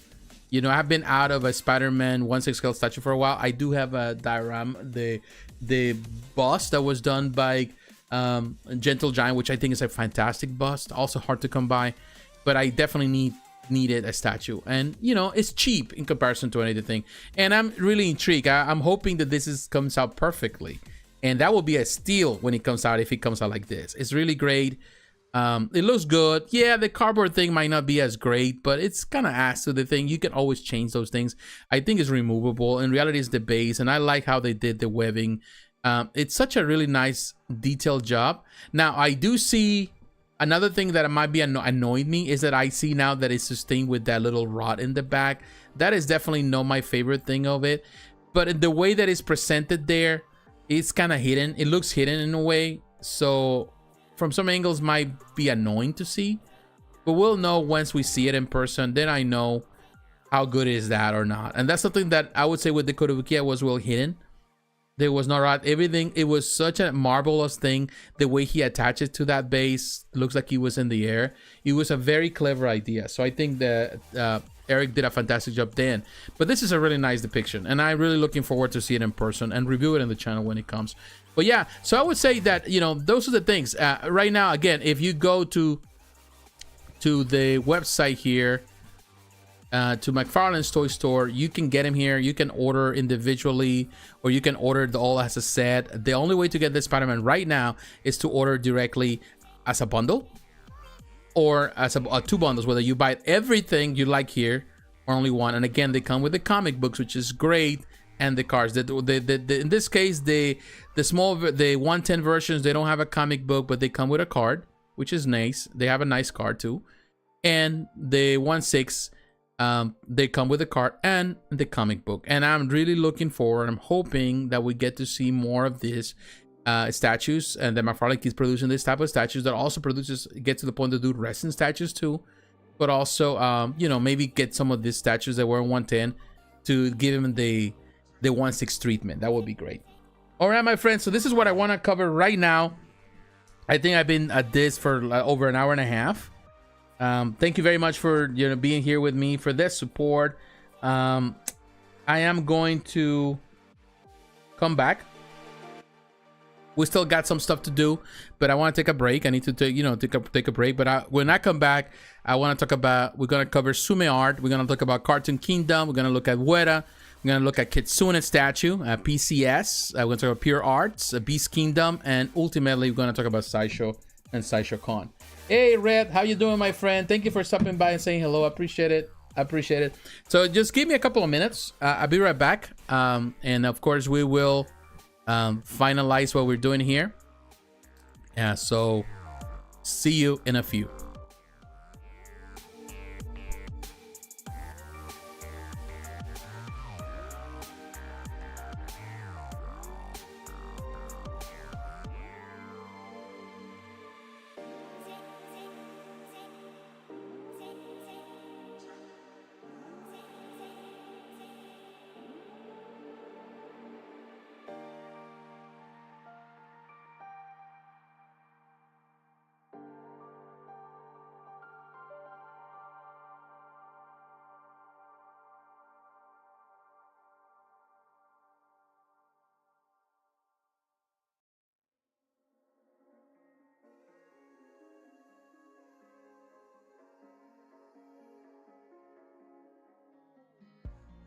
Broken glass while I'm thinking in my head. I mind my own, I don't even break a sweat. Oh, this madness is insane. Why you still live in vain? I'm not the one, you're the victim of your own mistakes. It's sad to hear the lights under the street lights, under the street lights.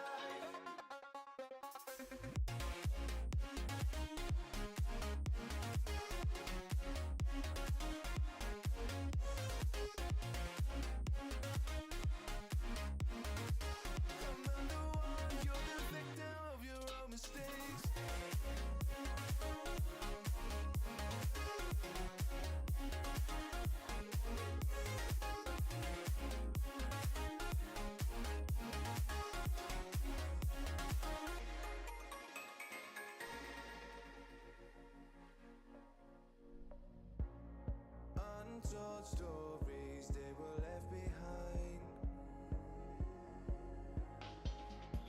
Silent breeze, I got nothing on my mind.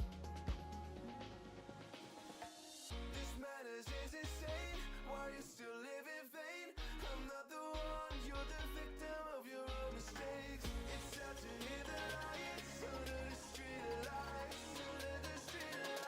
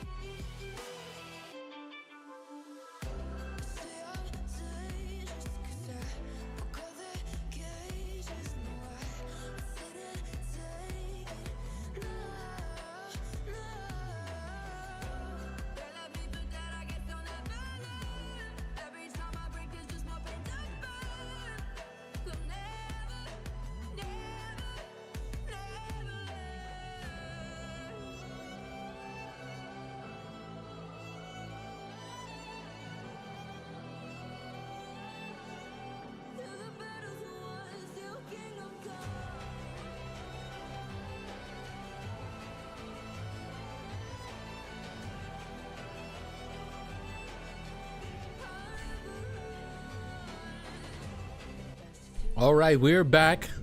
We're back. Thank you very much for those who are watching right now. Thank you, Squad Captain, Knight, Reb. Thank you, each one of you, for taking some time to be here, stopping by, say hello. Thank you, appreciate it. So I hope you're all doing fantastic. All right, so we gotta continue on. This night goes on, the show goes on, and we have more things to cover. Definitely, we have cover some good ground, some really fun stuff. But definitely, we're getting into the bigger stuff. Now we get into some of the other bigger stuff. Although we gotta continue with the 1/6, and for that, I want to take you first. Let's go back.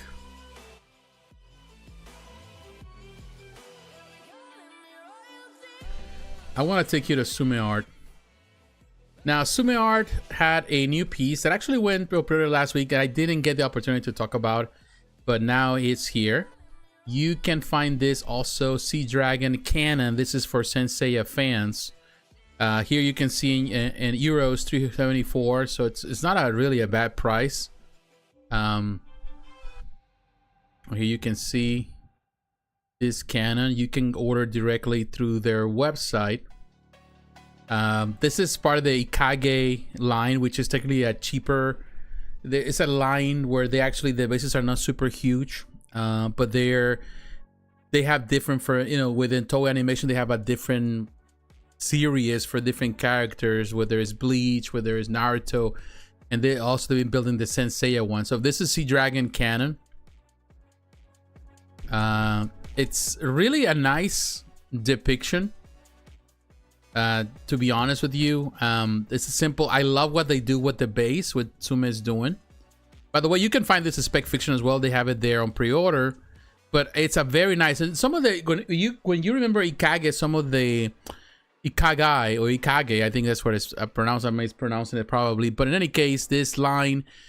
First, the bases were simple, but they've been getting very creative with their bases more and more. And all, of course, is just everything is set in a way where everything has to be set in presentation because it's number.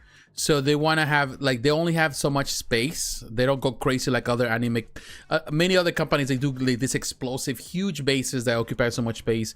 Everything's occupied in this little square, this square base, and in there. They're getting creative. Like you can see with all this water, the column there.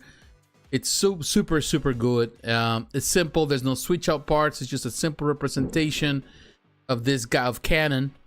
And I do like how the water looks. With this. I'm not sure if it's clear resting or the UNPVC on this. Of course, as you know, with Tsume, they do this hybrid pieces where they use all these elements combined.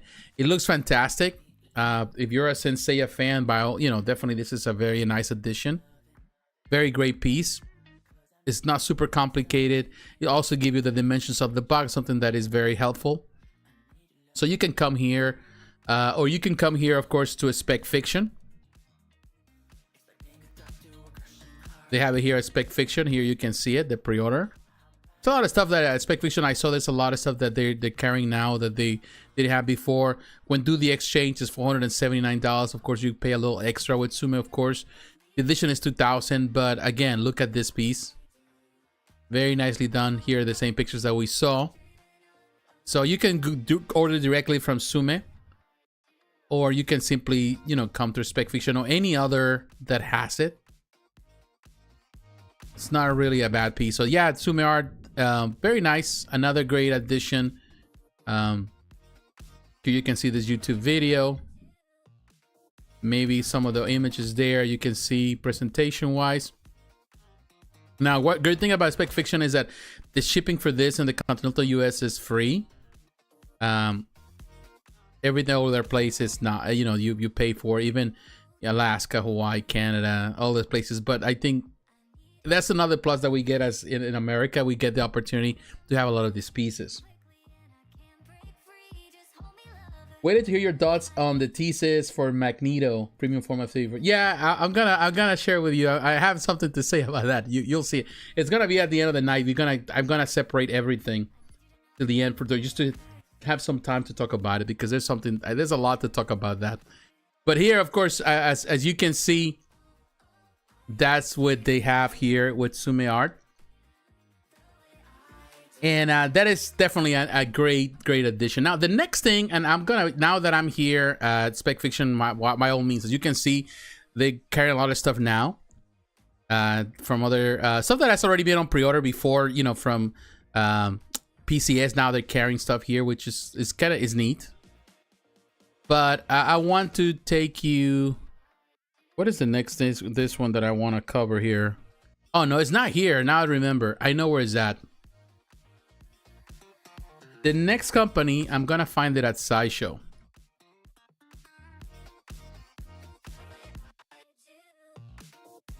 Here at Sideshow, this is a very interesting depiction. If you are a fan of Naruto, they have this 1/6 scale collection. This is by Cartoon Kingdom. Normally, Cartoon Kingdom does a lot of like stuff based on cartoons. The name says it all. And you're normally gonna see a lot of Cartoon Kingdom stuff at Spec Fiction. Like when you come to Spec Fiction, I'll show you here. When you go to they did the Spectre gadget, you know, they have done all of those things. You know, here you can see the Popeye. They do a lot of this, you know, Lucky Luke, Spectre gadget, Popeye, based on the cartoons. That's all we have seen from Cartoon Kingdom. But now this is the first one that they do, actually, they're doing anime. And it's very, you know, it has a little kind of like the original guys image, you know, when they started the whole cartoon. This is a diorama. It's a 1/6 scale diorama. I think the price for 4 characters in a 1/6 scale diorama, it's not bad. It's not a bad price. It's steep, of course, but it's more than doable. But here you can see on top of this frog, it's a very very interesting take. And I like that the fact, for example, the guy in the back, I forgot his name, the way he's looking. So technically he's him on the side, so technically he's still part of the scene. So it's not like he's just looking in the front and there you cannot see his face. So that's actually, that was a very clever idea. But very nice. Naruto looks great. Look at that. Very nice detail with the kids. Very well done. This is a very nice piece. And look at him, like the way he's, you can still have it on the front if you want to, but I think it's, the idea is to have him like that. Very, very nicely done. Very nice detail. Very nice concept. Super. Yeah, definitely. I would say Cartoon Kingdom has Kakashi. Okay, thank you, Squad. Thank you, man. Thank you. You know, I will tell you, I watched Naruto, but I was terrible. Like, I didn't like other people follow it. But thank you for giving me that info. Sometimes I'm like, you know, trying to find information on my, you know, like, because I sometimes when you do live videos, it's so easy to forget. So it's like you forget, what was the name of this guy? What was the name of that person? It's like you have to improvise, and it's tough. But yeah, this is a very, very cool diorama. Surprised that it's not available at Spec Fiction, but it's here, and this is the first piece that is actually available at Sideshow. So what direction they're gonna do? Are we gonna see more statues from them? I'm sure that we will. It's a very cool depiction, very cool, very unique as a diorama. With the 4 characters, you're technically getting 4 for the price of 1. I think the price it's understandable there. So again, this is a 1/6 scale, and this is again from Cartoon Kingdom. Now I want to take you to the next company. And I'm gonna take you in this case to, let me actually take you here to Weta Workshop. Now Weta is not right now selling a lot of stuff with other, they're selling those directly. This is the Abaddon, Abaddon, I think, the Despoiler. If you're a fan of the, you know, Warhammer 40K, you may know this character. I never necessarily, you know, I like Warhammer. I like some of the games. Lately I've been playing a lot of Space Marine. On the Xbox 360, I've been playing that, also my PC. But I will tell you that, you know, like, yeah, I'm not like, I don't know every character or every, you know, a faction or every, you know, I don't. So this is definitely a character that the fans will know. This is a 1/6 scale statue, limited to only 700. It's super, super expensive. It's almost 1900, so it's gonna be with the taxes, all of that is gonna be very, very expensive. I look for a little as 203. So there's payment plans if you want to choose for this one. But it's such a large piece, of course, when you come to think of it. Here you can see the detail there.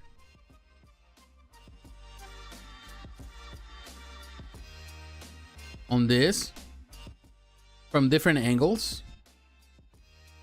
Not everybody's gonna like it per se. This is for the hardcore Warhammer fan, and you know, it's super. It's a very detailed, cool. Now, my only thing would be is like, yes, this has a lot of detail, but I don't think it's worth that much money in my book. I don't think it's worth. This is the part where we saw the Naruto from Cartoon Kingdom for less than $1,000. You know, that to me, that should be a price. But this one, besides that's how cool it is, and you know, I know some people may see it, it's almost costing you the same as if you were buying a 1/3 scale statue. You know, from Prime 1 Studio. For that price, I might as well just go to Prime 1 Studio and get whatever they sell. Yeah, there's a lot of detail. Don't get me wrong. The detail is there. But the price, in my book, is super expensive. In the vast rolling turmoil of the 41st millennium, one name strikes her into the hearts of all who hear it. Abaddon, the Despoiler, a cruel visage, an unyielding resolve that has shattered countless worlds. He leaves nothing but ruin in his wake. Every scar on his armor, every mark of corruption, tells tales of countless battles and the souls he has claimed in his crusade to topple the imperium of man. Not merely a warrior, he is a force of nature, a harbinger of destruction, and living symbol of the relentless chaos that seeks to consume all. Interesting. So here you can see all the intricate texture surfaces of his Baroque Terminator armor to the malevolent gleam of his eyes. So it's a lot of things. 1'6", starting almost 3 feet tall. It's tall. I will tell you that I did like when they did that Lieutenant Titus. I also find it super expensive. Lieutenant Titus was good. This is to me, and I still find it super expensive, but look at the price. Lieutenant Titus was $1,200, and I would say $1,200, I understood.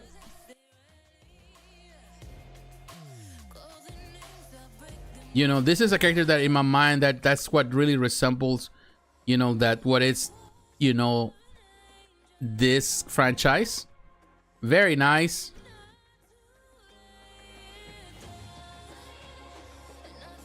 And I think this was like excellent price.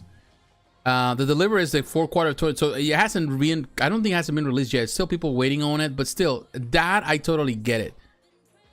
And then of course they got the limited edition, which is the one that has it at $13.99, which has the you know, Titus portrait with the interchangeable port. That was the extra exclusive part for this one. That, and you still can pre-order here. It's still available.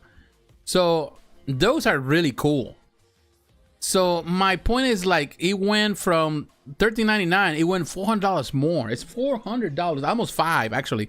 It's $1,900. Then it's $1,400 the most. So it's $500 more for the Nemesis. And yes, it's tall and big, but I don't think that really. I don't know. This is gonna be for. It's definitely somebody that has too much money to blow, and they will blow it. But I don't know. Like at that price point, might as well just go Prime 1 Studio. Get a quarter scale Prime 1 Studio. What is it? The Prime 1 Studio. Let me show you. Here on Prime 1 Studio, that's a summer sale this week, but they don't have it. They have this Velociraptor. I'm not gonna cover it today. I'm gonna save time on that. I probably next week when they have something major to talk about, then I'll also add it. But when you talk about Warhammer, for example, look at this Warhammer here pieces that they have. $1,000. Of course, it's been sold out. That's the Space Marine, the Blood Ravens, which are always popular characters. This was a quarter scale piece for that. That to me is justifiable. And look, it's a really nice depiction of the Blood Ravens. And then you have here Gabriel Angelos, also $1,500. Again, this is another quarter scale piece. That makes sense to me. That makes sense to me. Look at the detail too. Still cheaper. And yeah, you know, this came out some time ago. I totally get it.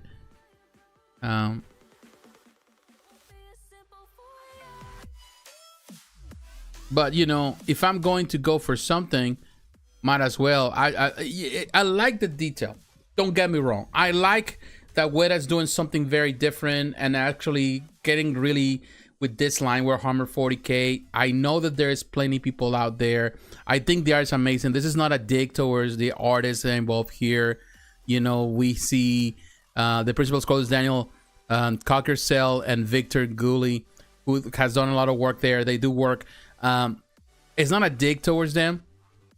I think it's a great piece of art. But here's a video. You can go there of what they're doing.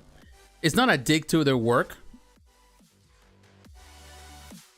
but definitely it's just, I found it to be, even with all that detail, which is amazing. I don't know. I just find the price way above what it should be. Although, look at this. Now, looking at this, it looks impressive. It looks very impressive.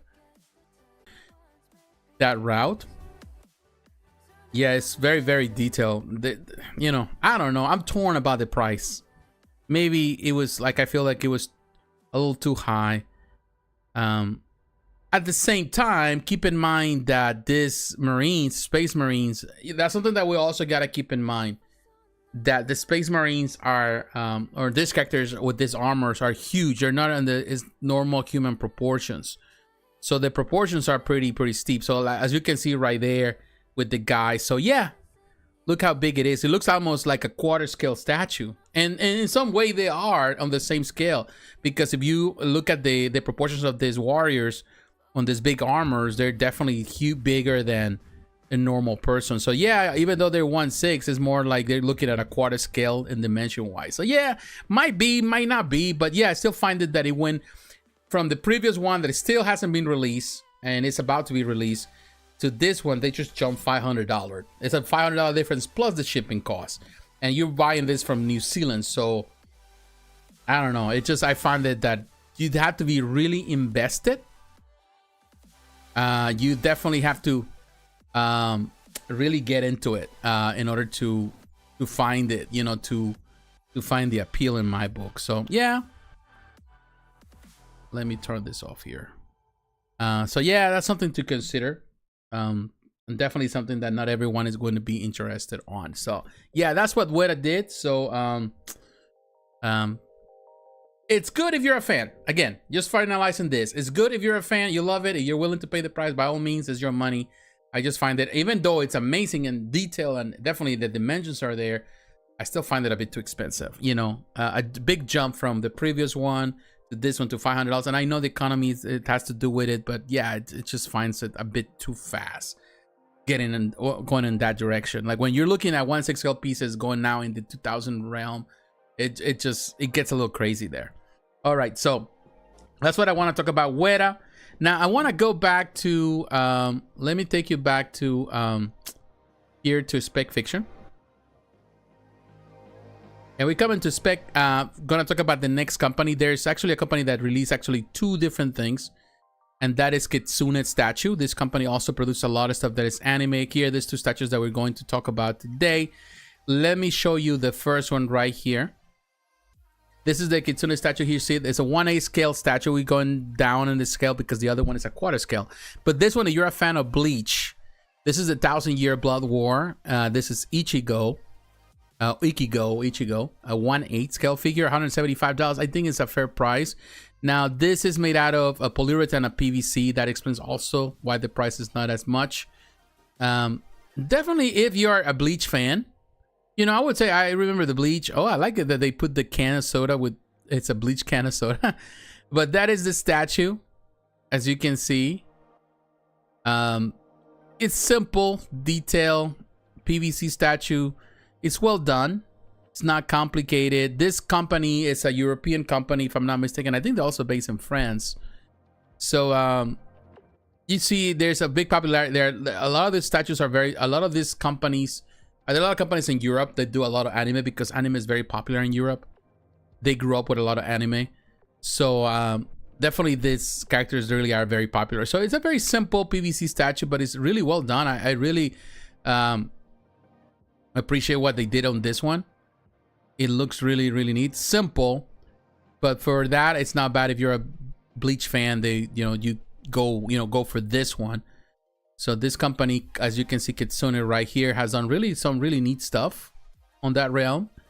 Very nice stuff that they continue to do, even busts and statues and stuff. Very, very cool. Now the next one also is a bleach, but this is tier Harribel, and this is a quarter scale statue. This is $179. This is made out of resin. You know, this is actually resin, polyurethane, and PVC. So it's, again, there's something that these companies do. They do this hybrid statues with different materials. A voluptuous, for sure, character. And they represented it. And I like it the way they did the base. It's a little wider, but it looks really kind of, you know, it exalts the character and the pose that she is. Very it's in some way a museum pose, but at the same time it's a very it's a stance that is very strong. She has a strong stand there, and looks really very, very neat. She's holding that sword. Very, very strong pose. I you know, sometimes people would say that museum poses can be boring, and they're not boring if they're done properly. And this is one that is done really properly. There's no like she's doing some type of pose crazy, or like she's in some type of stance that is like a super dynamic. It's more of a simple, powerful pose. You know, just because she's standing there doesn't mean that she's doing nothing. She's definitely on a defense move, showing her strength. And very, very cool. Very well done piece, I would say.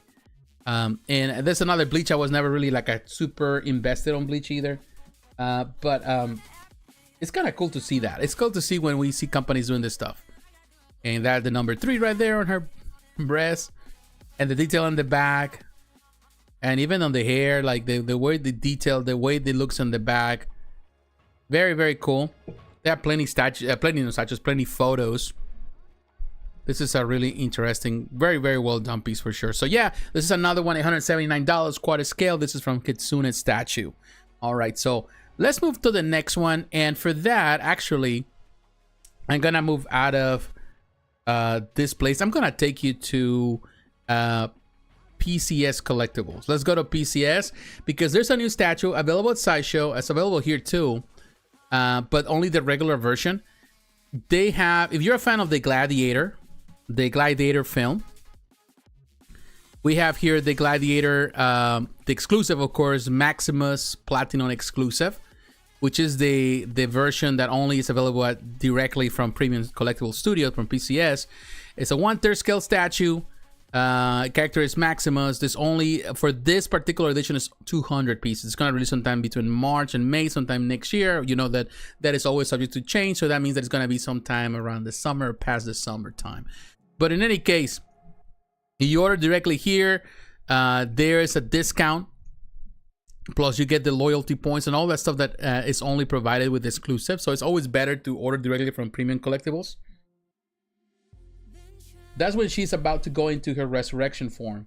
Thanks, squad. I can see now that you love anime, man. That's good. Thanks for letting me know. It looks great. She looks great on that. That's a really nice statue. All right. So here you can see Gladiator. Of course, he has the helmet, the mask. And it's a really interesting one. I think they did a really nice job with the depiction. It looks a lot like the actor. Looks really, really a lot like the actor. Some people they say no, they may say that he looks a lot older than when he was on the film. You know, there's always gonna be some people gonna nitpick things, but I think they did a nice job. I like how they did the Coliseum for the base. It's a nice touch, nice detail. It's another museum pose, but he is a more he may not be in a battle pose, but he's definitely has a strong form. It has a swap out part, so that's on the exclusive, of course, you get the helmet or the head portrait. That's kind of cool. And then, of course, you get the shield. Which, in my opinion, those two are important. The base, the regular one, work for this one. Of course, you get the certificate of authenticity. You get the tickets, the platinum, coin. You get so many extra points. You get the gloves. You get the makeup brush. You get all that kind of stuff. But yeah, I would say that in some way he looks a bit older on that portrait than what he actually did in the film. But it's still, it's not a bad one. It's not like he looks like he's like senile or anything, like some people may point that. But the base, I like the detail on the base. It's more like a thinking rather than actually ready to fight. It's more a pacifistic pose or a pacifistic stand. It's still a really interesting museum pose. This is more, it's not dynamic. It's just it's a museum pose. It's a simple one in some way, but with some tweak, you know, with the angle and all that kind of stuff. But like the detail, definitely, it's all fully sculpted. I can see, but there's great detail on the sculpt on the clothing. There's no mixed media, something that in this case PCS doesn't do. So yeah, I would say that I give it kudos because it's sculpted, but it looks like it's clothing, but it's actually fully sculpted piece. So there's nice detail in the clothes, in everything, in his armor and everything. So it looks really neat. So this is a very nice piece for sure. Very nice picture too. So this is gonna be definitely for the movie buffs, the people who like this kind of thing. They're gonna love this for sure. Very well done, very neat. Yeah, on every angle, again. It's a lot of pictures actually, like 57 pictures. With the sword, nice detail. I wanna see the base. Even his fingernails. Okay, I can see that now. That's kind of cool. The Roman Colosseum. Very nice detail in the sand that is done there. Very cool. That is a very clever idea. Oh, so it has real sand. To be honest with you, I hope that the sand is not like loose. That would be messed up. I wish the sand is just like the texture of the sand. You know, they have to texturize it. You know, if it's loose, that's gonna make a mess. You're gonna have to be filling that up. So hopefully it's not loose, it's just texturized. You know, I think that's what they're doing. It should be texturized. So yeah, it's kind of cool. Definitely, that's another. It's a nice piece. It's something that, you know, I will tell you, PCS this year has surprised me the most. Is perhaps at the end of the year. I'm not sure. Of course, we still got time to go till the end. But if I have to say at the end of the year, what are the companies that has impacted me the most? I will put Premium Collectibles probably at the top at this point, because they have done so much different things throughout the year. They were really up there last year, but I think this year, to this point, they're the ones that surprised me the most. I would say Sideshow has also come ahead in so many things, but still, you know, nothing is fully written. There's other companies also on the run. Of course, Primark is always on the run. We'll see what happens, but definitely PCS has surprised me a lot this year with everything that they're doing so far. Again, this is 1350. It's a 1/3 scale statue, so keep an eye on that. Now, the next company that I want to cover is Pure Arts. And Pure Arts just released a half-scale statue, part of the Prestige line Assassin's Creed Ezio Auditore. If you're, of course, a fan of Assassin's Creed, then you're gonna like this guy. This is a popular character. Ezio is definitely one of the most popular characters there, of course. I'm not a fan of the price. $3,000 for it. Half scale. I found it like, if we're talking about how expensive was that 1/6, I don't know why they're going for this type of prices nowadays, but it seems like everybody's doing crazy prices. Now, if you order here, you can actually order it from even Spec Fiction. They have it there. I think they may have it at Sideshow as well. Edition size is 500 pieces. The materials here is polyresin silicone. It has silicone. That might also be one of the reasons why the price on the make it look so realistic on the skin. Leather, metal, and additional textiles is available worldwide, so you can directly order from them. You know, in this case, as you know, Pure Arts has made a career, or at least they have become. They started with their main license has always been, of course, Ubisoft's Assassin's Creed, and they continue to do so. You know, they keep building on those licenses. But here you can see, and that's what they call now Prestige line, because now I guess I'm going with the silicone part. It's an iconic presentation of Ezio Auditore. I think it's really a classic one. To be honest with you, is it necessary to have, you know, made out of silicone? In my book, I don't think so, because PCS is doing amazing stuff with statues and likeness of people and the characters, even at third scale. And they're just doing fully sculpted pieces. So, and the price is half of the price of this, or less than half. So I would say that, you know, silicone, as much as I like it, it's good when you do silicone for characters that are actually based on films. With that situation, I totally get it, because you want to be as realistic as possible to the likeness of that actor. So I get it. But characters that actually have been created for video games, that they may have been based on the likeness of certain actor, perhaps, or, you know, stunt art, but for the most part, they're just have been created for video games. You don't have to have like 100% likeness. So silicone, as good as it may look, in my book, it's not as necessary. You know, you can fully sculpt the statue and still be fine. Of course, that's just my opinion. So people might disagree on it, and I get it. You know, some people may like something looking very realistic, and this looks realistic. But and it looks fine. You know, I love the detail. Looks, you know, like you're looking at the person for real. But the reality is that you don't even see his face, because in this pose, technically, he's covered. So how much are you going to be able to see his face on silicone? You know, his hands look realistic. I'm sure that's silicone. I like the blades. I like the detail on the blades. Definitely at this scale, they're able to have more detail, able to show off that detail even more. It's not a bad one, but I don't think, and you know, at least they understand what the numbers, so they don't have that many produced, or they're not gonna produce that many. I like the leather. It has real leather. That's another thing. Keep in mind, they're going to use real textiles and stuff to make it look realistic, and that's the reason why they're calling this prestige. And I get it. They're going into more high end. They're going for the high end collector, for the one that wants the ultimate representation of a character. And you know, they get it. I'm sure there's gonna be plenty of people out there that are going to get this. And the leather of the boots looks really fine. So it's really nice. The base is, you know, simple base. He has the, of course, the Assassin's Creed logo. You can see, I can see his eyes now. Okay, now I can see that. Now without the thing in the portrait and look and see his face, that is not bad. I would say that guy is, but the thing is this, it's based on a comic book character, no comic book. It's based on a video game character. So how can I compare this? Like when you do like with, you know, other companies like J&D Studio does, or Blizz, or, you know, all the companies that are doing like Win Studios, they're doing all the silicone stuff. All those companies, they're actually comparing it to, you can compare it to an actor, you know, to someone that you see on the MCU in the real life. So you can make those comparisons here. Ooh, a model that was used for the original character.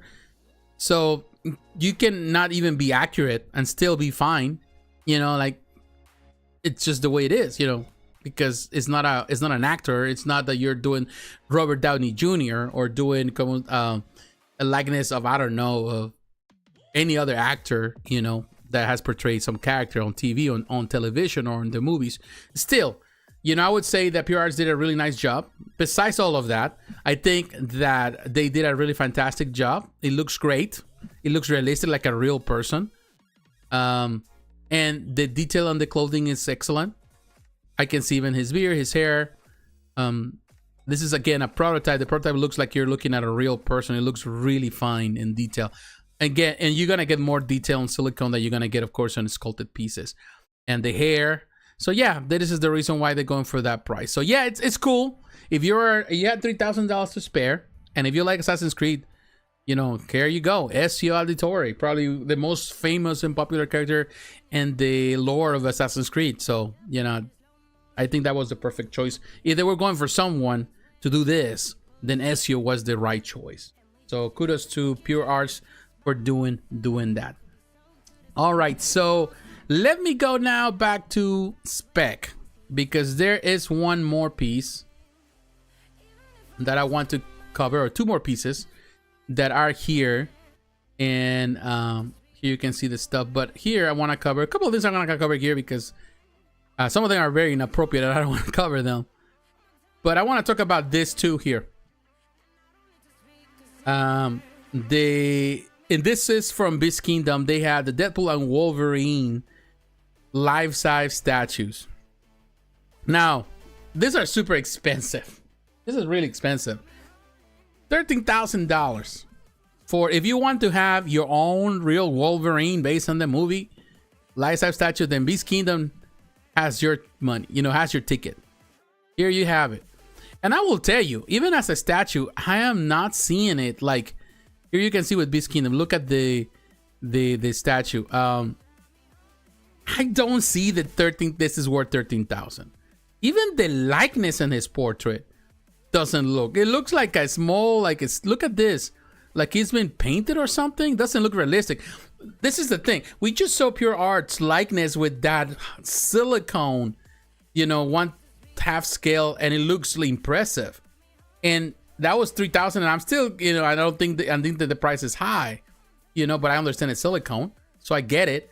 But here, you're asking me for 13,000 for a life-size depiction of Wolverine, and Wolverine looks like a plastic toy. It looks like a plastic toy. Right there, PR should get the license for God of War and make a half-scale Kratos. Now that would get day one. That is true. They could do it, because if they're doing it with this one, and we'll wait how it comes out. I'm telling you, the likeness, they can do it with Kratos, and I'm sure they can do it with others. So we'll see what Pure Arts does, because they're actually, I love what Pure Arts, you know, they have done a lot of new technology. They're the ones that introduced the lighting into a lot of the statues. The way they do lighting, they did it better than, they have done it better than anybody else. And of course, now they're going into this prestige lines, doing silicone. I think there's a lot of potential there, and they can actually do well. But now, talking about this Wolverine, look at this portrait.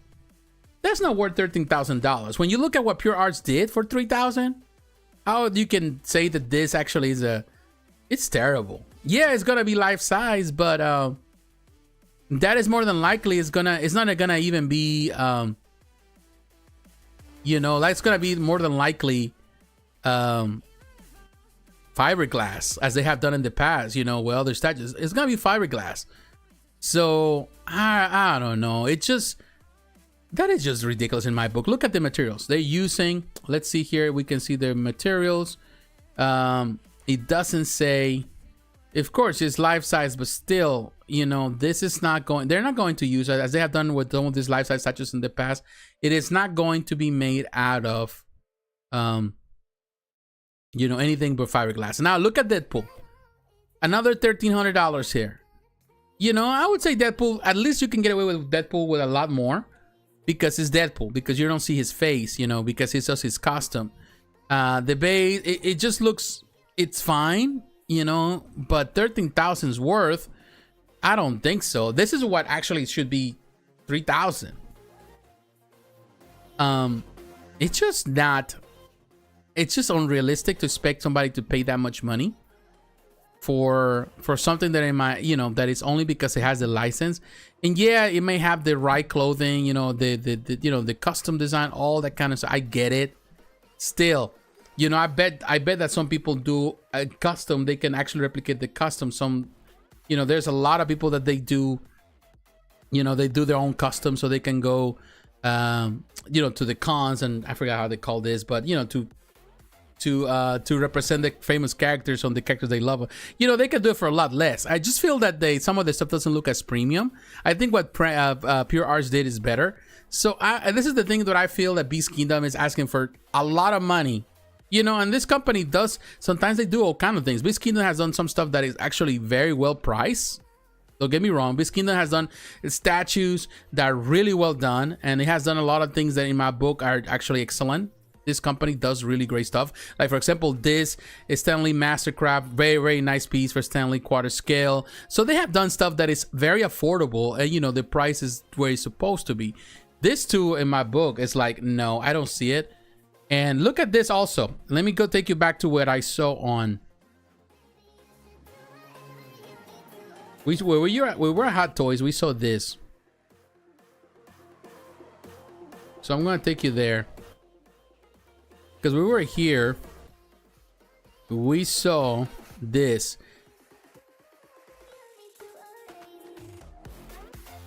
This is a statue that is actually being produced by Hot Toys. But here, look at this.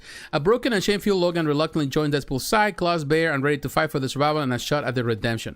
In striking and imposing combat-ready stance, this hyper-realistic Wolverine statue commands attention with his razor-sharp adamantium claws standing ready to action. And here, the statue measures approximately 2.1 meters tall, depicted he's surrounded by battlefield ruins. We have prepared a photo spot in the upcoming Hot Toys exhibitions for fans who want to commemorate this epic team-up between the Merc with a mouth and the adamantium-laced X-Men in their most intense adventure. More announcements for the Ultimate Marvel Summer 2024 on the way. So this is not for sale. This is something that they decided to create as a statue to have in their own shows, and people, if somebody wants to take a picture, so they're gonna have this statue right by side. It's gonna be probably made out of the same material. You know, actually this one looks a lot better. You know, look at the portrait. So if they come up with something and says, hey, we're selling this for $13,000, which they could, you know, if I comparing this to this, and again, that Hot Toys is not for sale, to this portrait and that badly painted beard, then I'm telling you, Hot Toys is winning, because I can see Hugh Jackman on this one. I don't see Hugh Jackman on the other one. So, too bad that it's not for sale. This is not for sale, but it's a nice detail, very nicely done. And they're actually gonna have also a Deadpool to go alongside it. So they got this too, not for sale. They're gonna be for show, for display, for in the events. They're probably gonna have it in wherever they have a showcase. They're gonna have them on display. People can take pictures of them.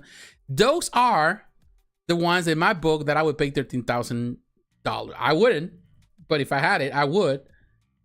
And I would not pay $3,000 for this. Oh, $13,000 for this. You know, even the base doesn't look premium. It's so simplistic. And that's definitely like it look like PVC toys that had been enlarged.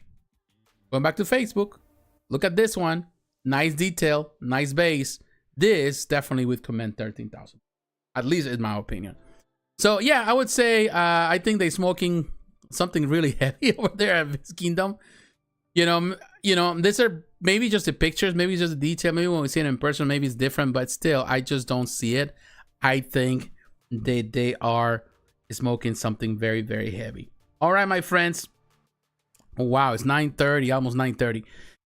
I'm gonna take one final break. You know, just one final break, because all we have is Sideshow Con. So thank you for being patient with me, squad. I know you were waiting on to hear about Magneto. We're gonna come back and meet Magneto. But when I come back, we're gonna cover everything that Sideshow has done, everything that there was showcased or talk about this week, including Magneto, and we're gonna dive into it. So just give me a few minutes, and I'll be back, and we can finish with Sideshow. Definitely cover the rest of the night. So I'll see you in a moment.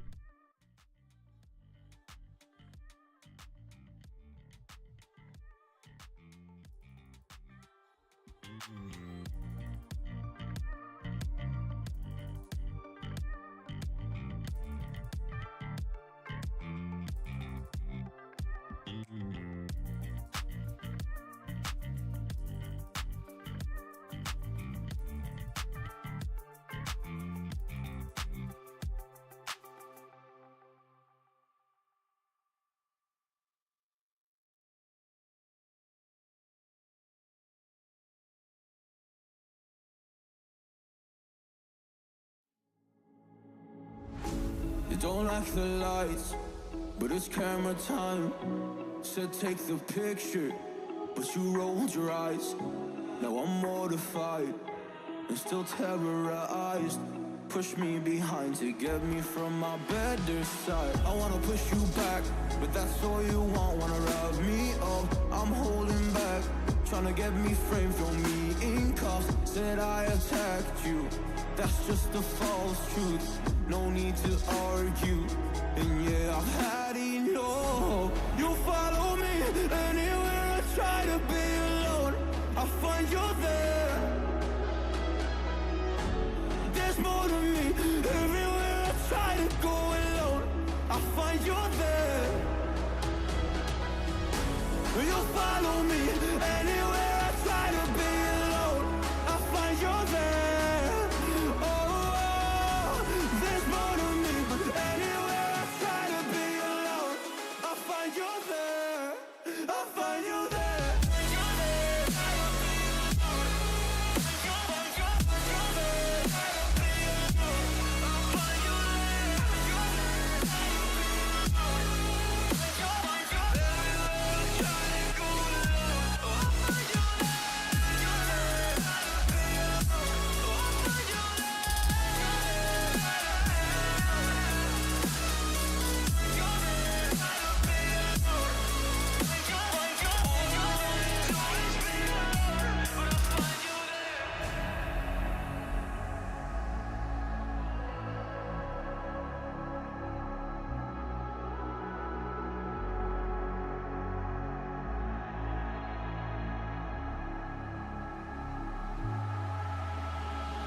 I'm so scared to leave my house, so I cannot run free from this. Always being watched by you, and that's so inconsiderate. My privacy, does that exist? Probably haven't heard of it. Need to live a different life, cause lights and cameras are in it. Trying to find a silver lining. All I wanna do is avoid the violence. But you're here again, I'm losing it. There's no more screaming in silence. Get out my face, turn off the flash. I hate the fame, no more of that. Leave me alone, or I'll collapse. I need a break, don't feel the crack. You follow me, anywhere I try to be alone, I find you there. There's more to me, everywhere I try to go alone, I find you there. Yeah, yeah. You follow me, anywhere I try to be alone, I find you there. Oh, there's more to me, but anywhere I try to be alone, I find you there. I find you there.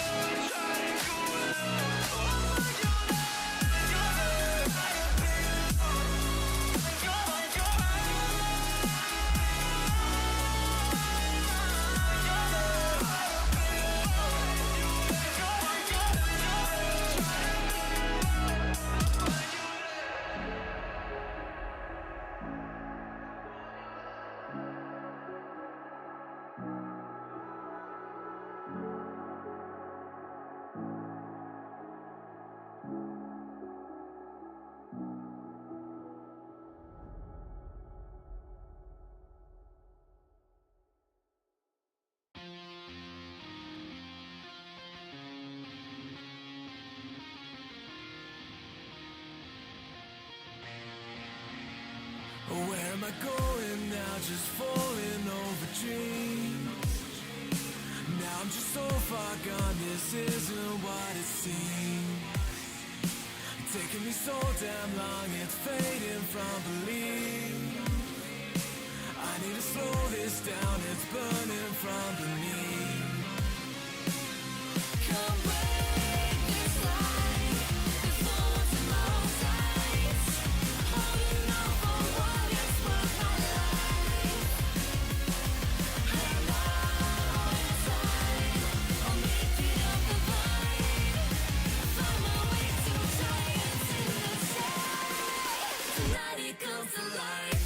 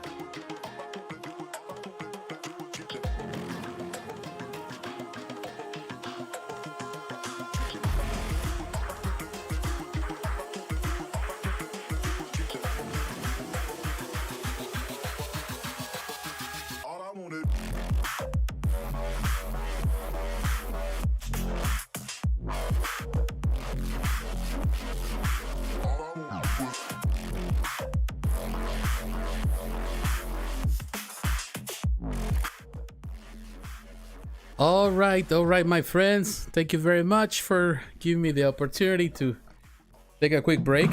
I had to take the dog out. And it's raining, unfortunately, like a stormy out there. Thunderstorm. So that's the reason why. Okay, 6:30 in Cali. Squad captain. Hello, my friend. Thank you for tuning in from California. Everyone in Cali, thank you very much. Everyone who is watching from there, thank you from the West Coast. Appreciate it. Oh, I have like a little knot on my thing. Let me fix that first.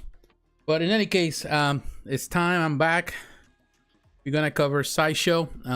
Sideshow Con, of course. This is the third week, going to the last week, and definitely, I think at the end of the week, finally, we're gonna get more reveals. Like they're already setting everything done.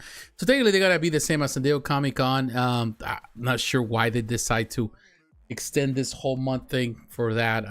You know, just doing teasers and stuff. It's good to prepare for the convention, but not to call it a full convention like a con, because it's not a con if you only get teasers and stuff. But in any case, we are back and we're gonna cover that. So for that, let me take you back to, we're gonna go to Sideshow first. We're gonna come here to Sideshow Con. Let me see if I can see it again right there. On the coming soon section, we're gonna use other places also to look at some other pictures, but we're gonna look at some of the stuff.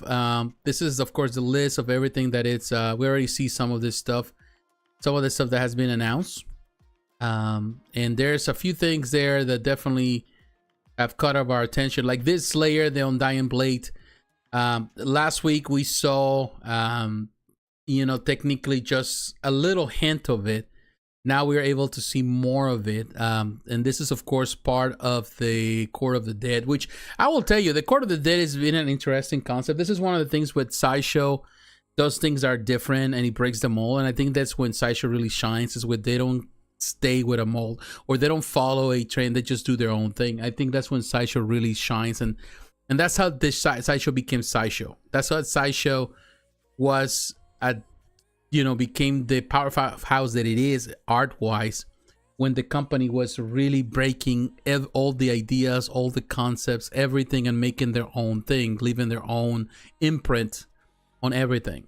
And I think the Court of the Day is one of those, even though I'm not a fan of anything that is morbid or dead or talks about dead, or you know, I just don't like that kind of thing. You know, my fate kind of, not saying that my fate stops me from collecting these things, I just simply don't find them as appealing as other people do.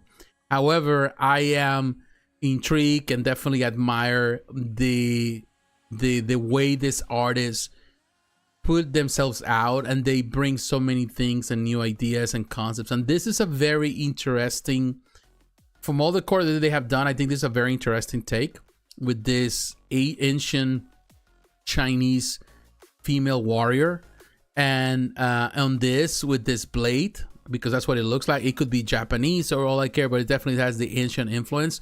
It looks very, very neat. Even on that blade, you can see that smokiness on that blade, the spirit that is kind of thing that is at the tip of the blade. That is a very cool way to represent that. And so far we can see the detail on her outfit. It's super, super cool. Her rice hat looks great. It's just a very unique. This is one that I'm definitely looking forward to see more. It looks like a very beautiful piece in my book. So far, this teaser, now that we see more of the teaser, really shows more. Really looking forward to see more of this collection. It's something that amazing that this collection continues to thrive. That has been thriving for quite some time, and definitely they still have more in the bag. When you feel that they're completely done, they're actually showing that they have more in the bag to showcase. So this is a preview form as a quarter scale piece. Looking forward to the full reveal of it. It looks really promising, very nice style. You could say that in some way it has a little bit of that touch, even what Exim Studios has been doing with the Samurai series, kind of like that in some way. But of course, this is Court of the Dead, so it's kind of in their own, and in a different vein. It's not as morbid, or as, you know, it's not like, it's more of a this warrior in the spirit realm, I suppose. But yeah, it's interesting. Definitely interesting teaser. We got more revelation on this one this week. All right. So now the next thing I want to show you, we had another teaser. Now going into the DC stuff, we had this Sideshow. We got this little here, Mythos Batman, the Darkest Before Dawn statue. Now the Mythos thing that seems that they've been labeling a lot of DC stuff is, you know, some people misunderstood what Mythos is, because for the longest the Mythos line was all about 1/5 scale statues, and then of course we got Mythos, you know, like action figures. You know, the 1/6 scale action figures, but lately we've seen that it's also attached to the quarter scale, and people are kind of, you know, confused because they think Mythos was just designed or directed towards 1/5 scale pieces, and that's not true. It's always been different, because even back in the day there was this confusion with comic kits and premium formats. People thought the comic kits were only 1/5 scale. For the mass majority, the comic kits were 1/5 scale. But some comic kits were quarter scale, like the original Spider-Man statue, the Spider-Man on that wall that is a classic one. That wasn't the premium format. That was a comic kit, and it was a quarter scale comic kit. So yeah, it's more about how they do certain things. But technically premium format has always been more about mixed media. That was the ideal premium format. That's why they call it premium format. The same way at Pure Arts is calling Elite serious, anything that is a little more advanced, a little more prestige, and that's what the pure premium format was for the longest. And of course they have done premium formats that are fully sculpted nowadays, so they kind of diverse, or they diverge from that. They kind of move away a little bit into more of the scale purpose thing. But I think with Mythos, and this is something that we need to keep in mind, Mythos is about their own ideas. It's nothing to do about creating or recreating an art, in this case from a cover or something like that. It's more about their own concept and ideas, coming with a new idea, because that's like the mythology around it. That's what Mythos is. It's a mythological take and something that the artist wants to have the freedom to express. And they have done that with Star Wars. Mythos lines was always like that. It's more about the artists doing their own envisioning their own art. So I feel that this Batman, I'm not sure how this Batman is going to look, by the way. We don't know. But is it going to be based on what? We just don't have an idea. But it's going to be a personal take of Sideshow, a Sideshow take on a character in a different way. It's going to have more of an artistic envision, a personal take of the artist. So we'll see what happens. So this, we don't know much about it. But is it going to be 5th scale, quarter scale? We don't know. It's a statue. It could be just, you know, 5th scale. Who knows? It could be quarter scale. It could be even bigger. Who knows? You know, there's nothing written in stone when it comes about Sideshow. So we'll know for sure when the time comes. We probably will get to know more about that. But yeah, keep an eye on this one. Definitely we'll see more. Hopefully we see a full reveal soon. The next thing in the line that I want to look at that before we get into Joker and Harley Quinn is another one also. Aquaman, also part of this Mythos line. It's a statue. Again, we don't know the scale. And it's going to be Lord of the Deep. What they're going to do with Aquaman, I don't know, to be honest with you. What kind of Aquaman depiction are they going to use? Is it going to be based more in line? Of course, again, Mythos, it means that there's their own mythology, their own creation. So is it going to be more inclined towards the movie sides, kind of like a more of that version that is presented in the movies with Jason Momoa, or is going to be more based on the comic book, or is going to be a totally different take? We don't know. But he says Lord of the Deep is going to be a throne. Now, when he talks about the Lord of the Deep, it's going to be a throne concept. That is also in the table. It's possible. It's more of a take that they do. It would be interesting if they do a throne. They haven't done thrones much lately. You know, like the last one that I remember now, of course, was the Thanos on the throne.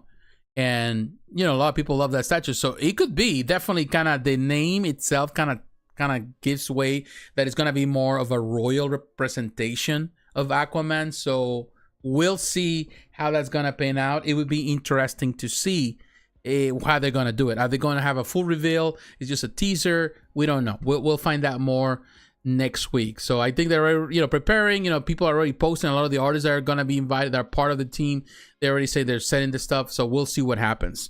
Now, the next one that I want to showcase here is another one that we have. Also, again, the Mythos line. This is their own envision. Harley Quinn, Neon Dreams premium format figure. Neon Dreams. What take are they going to go for? Is this going to be a modern take of Harley Quinn? It seems like I think it could be more of a modern take. the more the Harley Quinn has turned more into like a hero in some way. So I haven't seen any other. If I go to, let me see if we can see anything. Let me go to statue form because I haven't seen anything. But sometimes I'm surprised because people get the hints right away at statue form, or they get pictures, revelations and stuff. But I don't think anything has been said yet. So let's see. I don't see it yet. Sasha's mopping the floor with the competition. She wants their throne back. They're fighting. I wouldn't say that they're mopping the floor. I think they're going strong. They really want to get their own place back. So we don't know here. To be honest with you, here nothing is showcased yet. So that's all we know so far. What representation is gonna be more of that? Some people say enough with the Harley Quinn. So that's the thing with Harley. It's like she sells no matter what. They're always gonna have a Harley Quinn. We don't know. That's another one that was teased. Premium format figure. So more than likely it's quarter scale. But how the other ones they were named statues. So I don't know what scale they're gonna use on those. But this is the one that is named premium format figure. So we know it's a quarter scale. It's still a mythos. It means that it's part of the mythology. Is it gonna be their own take, their own creation? The same thing, as you can see, to be honest with you, the same thing that Prime One does, that they do a lot of their own takes and characters and so on and so on. So we'll see. We'll see what happens on this one. Now, the one that a lot of, it's been revealed, and we know is this, the Joker and Harley Quinn, Lawless Love Diorama. Some people are not liking this one. I noticed some people, they did say that Harley looks old. I will tell you, I don't see it. This is a diorama. So what scale this diorama is going to be? Is it going to be a quarter scale? It could be a 1/5 scale. I do like it. Let me see if I can open this picture. A little bit. I like it. I think it has a little more of that kind of Lawless Love diorama. It does have like an inspiration of like I don't know.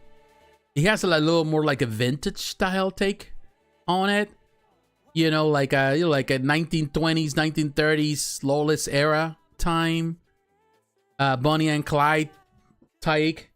That's how you feel. I wouldn't say it's bad, but to be honest with you, I don't understand the obsession of having this love triangles, love dioramas, so statues where they represent the love of two psychos. I never been like that. I get it when they do like Lewis and Clark, because that's just more of a representation, a real love. It's a love representation. When I see even Aquaman with Mera, I get it because they're normal people. They're not super normal, but what I'm saying, that is more of a normal relationship of love.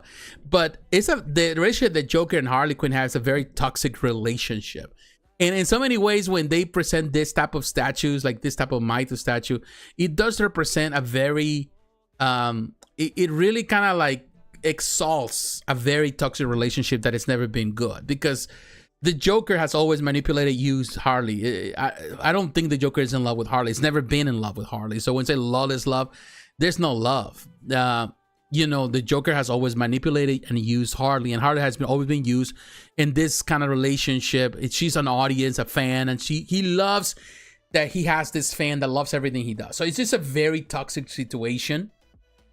So I don't know, like some people seem to love it, and sometimes even when you go to cons and you see people like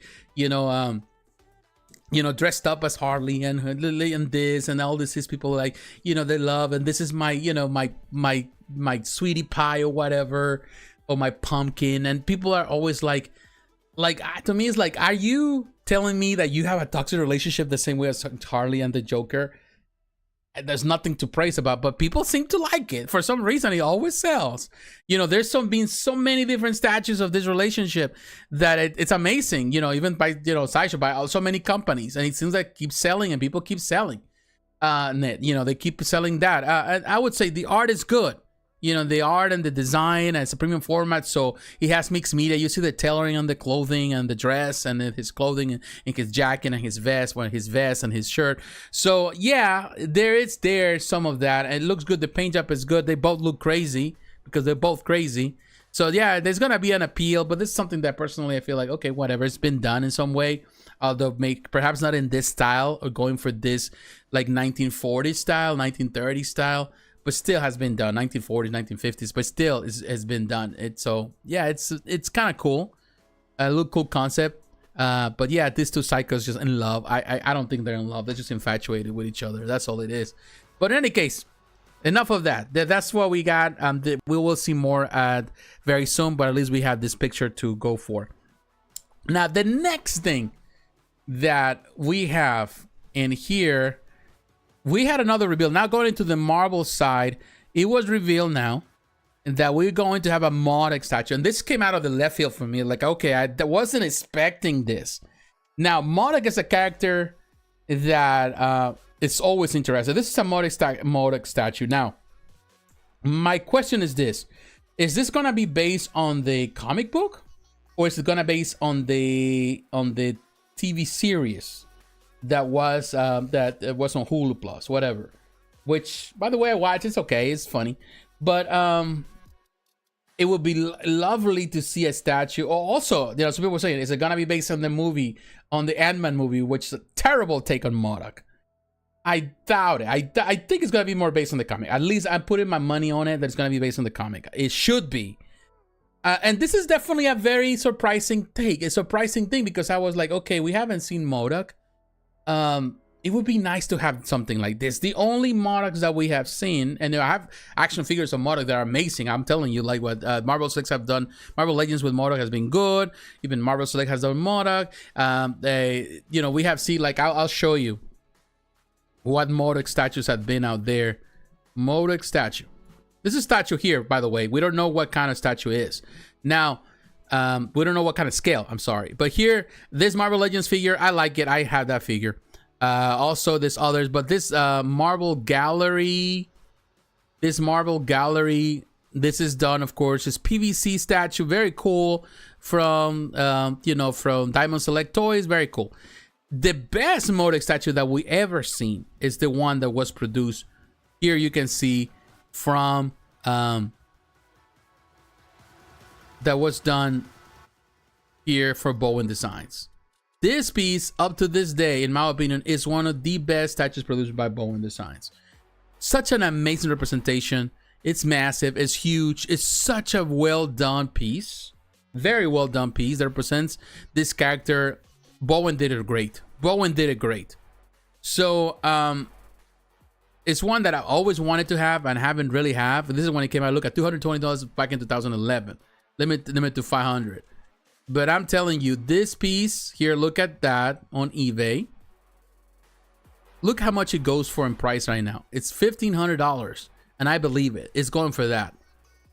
And of course, this is it's huge for its size, but still it's within the Bowen scale.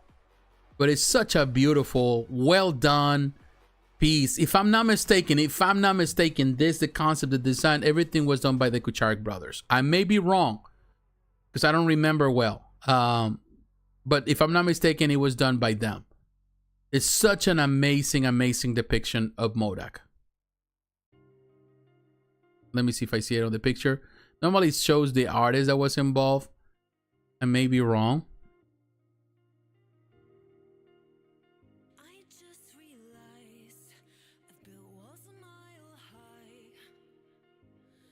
Let me see if I can find a information.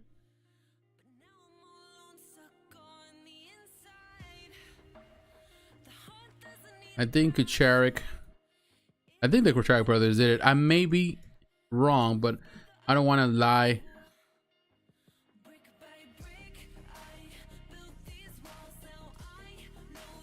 Yeah, that's right. Bowen Designs on the Kucharik brothers. The Kucharik brothers designed this one. And are the Kucharik brothers also designing the one that is coming from Sideshow Collectibles? I don't know. Is it possible? But I would say the Kucharik brothers did an amazing job. Up to this day, I always consider this one of the best jobs, one of the best statues of produced by Bowen Designs. The quality is there. It's a beautiful statue, really well done. Look at this guy, just for reference. I don't know if you can see it. This is I didn't love tacos. This is what's his name. This guy. Look at this, just for reference on the scale. Very beautiful statue again. Again, this is a very beautiful statue. So Are they going to do the same thing? Are they going to do something like that? Because it seems like, and I'm going to talk about it in just a moment, things that I see with Sideshow.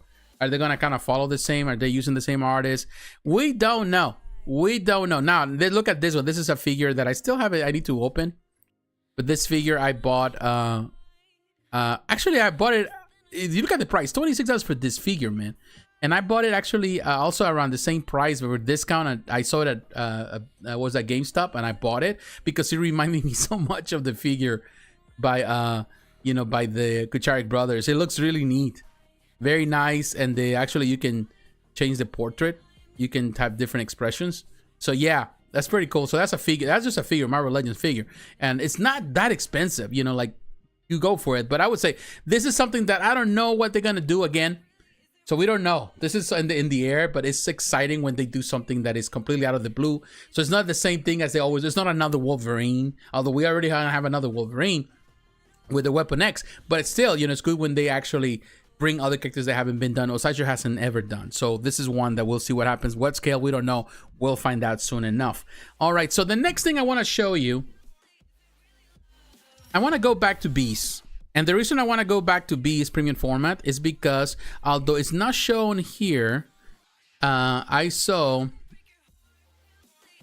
that they do have, let's see, another picture for Beast that was showcased, that it was actually sent out or was showcased about Beast. I think it's a Sideshow. We're gonna at the Facebook, we can find it. If I don't see it here soon, we're gonna go to right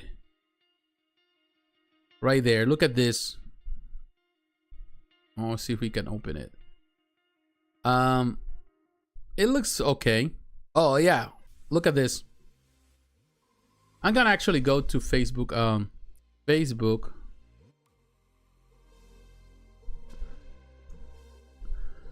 And I'm gonna go to Sideshow Beast. Right there. Alright, some are the teasers that have been showcased so far.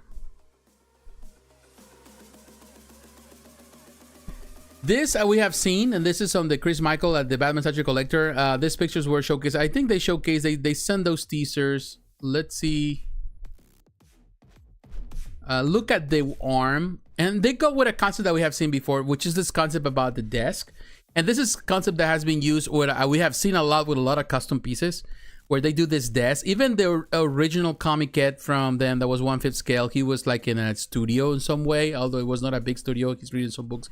So they kind of follow in the same trend. I like the base has all these little details. It seems like it's going to be a large base. But he is doing an acrobatic take. And, they're going with the classic. It's the, fur, the blue. It's going to be more on the classic side. The other one that we saw was more on a modern side. This is another take. I like that there's a lot of different things and books and things that he has. Experiments that, you can see there. Okay, here you go. This is the one that was showcased by Sideshow originally. And, but this is a custom, and I normally don't like to talk about custom pieces, but this is a big custom that came out not long ago. And here is kind of the same concept on the desk, a beautiful piece, but he has a modern take. It's a beautiful custom piece. Beautiful custom piece. Like that's one that, people were allowed to do it, like they technically was just a kit and people have to have somebody to paint it for them. Still a beautiful kit. Beautiful kit. Love the presentation with the desk. Here you can see like your Geek Sideshow. Let me see if there's anything.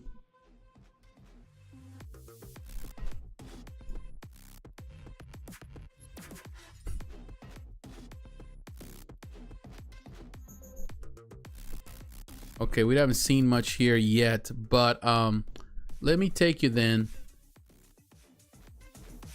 back to Statue Forum. This is another one, another picture that was here. You can see the portrait, the sculpted. It's a very calm portrait, so it seems like I don't think it's gonna be a switch up portrait on this one. So it seems like it's gonna be more of that and more dynamic, but also very calm.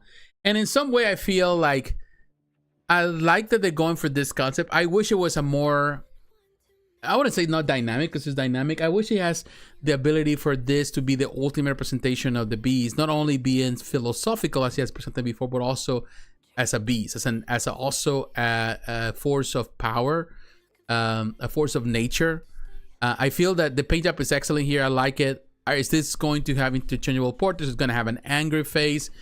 I don't think. Yeah, I don't know. I don't think so. Of course, when you're looking at this piece, there's always going to be the comparisons between this and the XM Studios. As I mentioned before, the problem with the XM Studios was that, you know, like I found that the paint was too dark. And a lot of people mentioned that, for example, here. Also, the XM Studios, all people found it to be under scale in comparison. They wanted the beast to be a lot larger. This is a great piece. I think paint-wise, you have to have a strong light up in order to locate. My only thing that I didn't like about this one is that the only difference, they had two portraits. The other portrait has the glasses on, but it's still screaming instead of having more like calm face, because also the beast has to have like a calmness to him.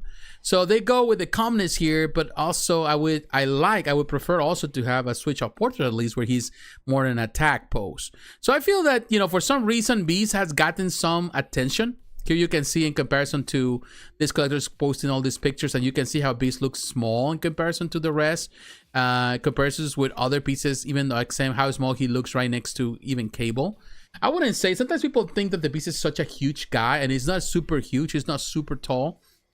But he's definitely, at least he's portrayed to be stocky, you know, and wide. And I feel that in some way, it still feels undersized when you compare him to other characters. Still a beautiful representation. Look at those sheets right there. That guy's living the dream, man. That guy's still living the dream. You can see all his omnibuses back there, all his statues right there. And he used a commercial type of thing, like no care in the world. Yeah.